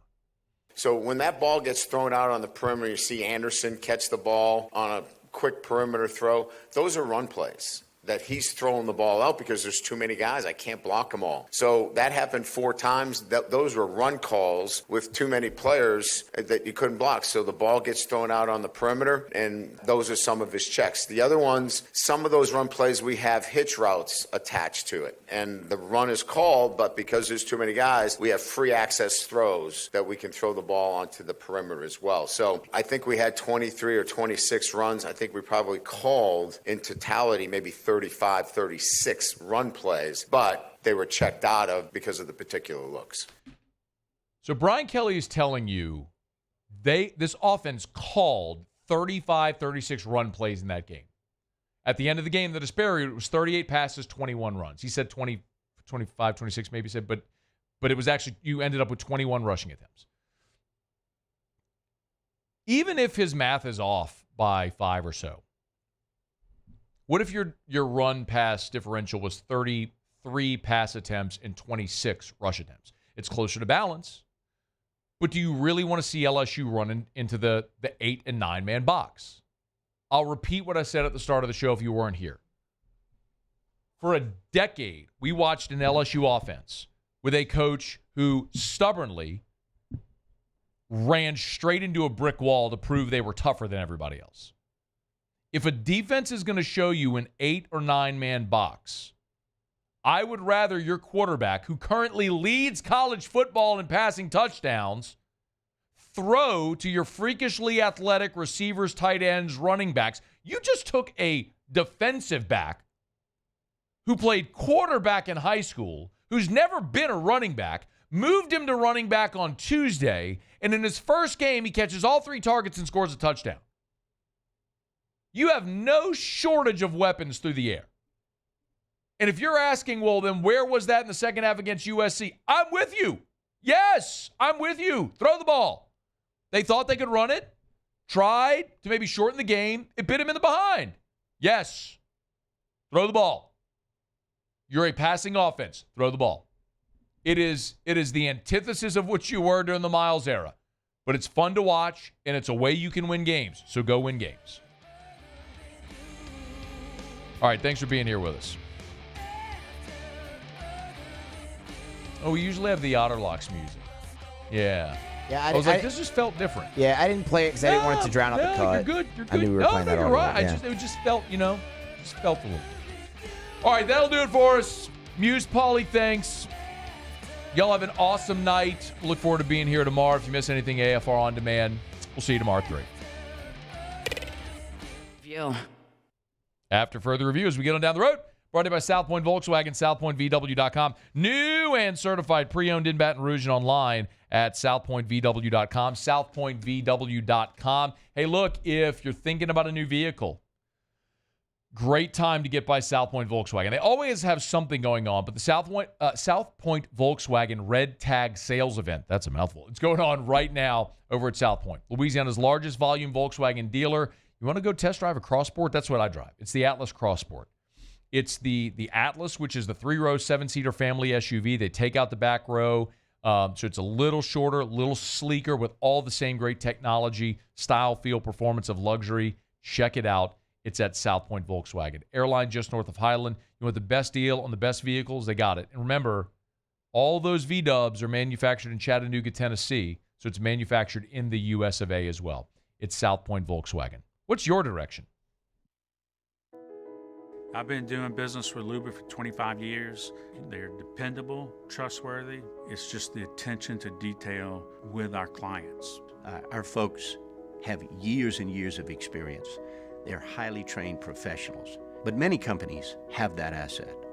What I'd like to think makes Luba a bit different is that we use those talents in a way that truly is dedicated to serving the needs of the folks who depend on us.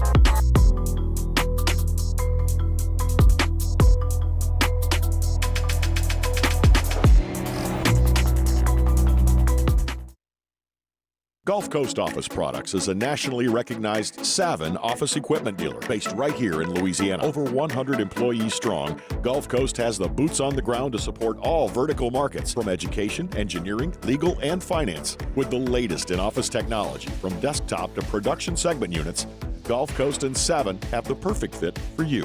Call 225-756-2644. That's 756-2644 for Gulf Coast Office Products. Hey, it's Matt Moscona. For years, you've heard me tell you about Insurance Network of Louisiana, helping you find better coverage for less money. But it's not just for your home and auto. They also offer commercial property. So, retail stores, professional offices like doctors, dentists, attorneys, clothing boutiques. Insurance Network of Louisiana can find you better coverage for less money. They service the entire state of Louisiana, and they're local. So call today at 293-0450 or lainsurance.net. Electricity is all around us, and our families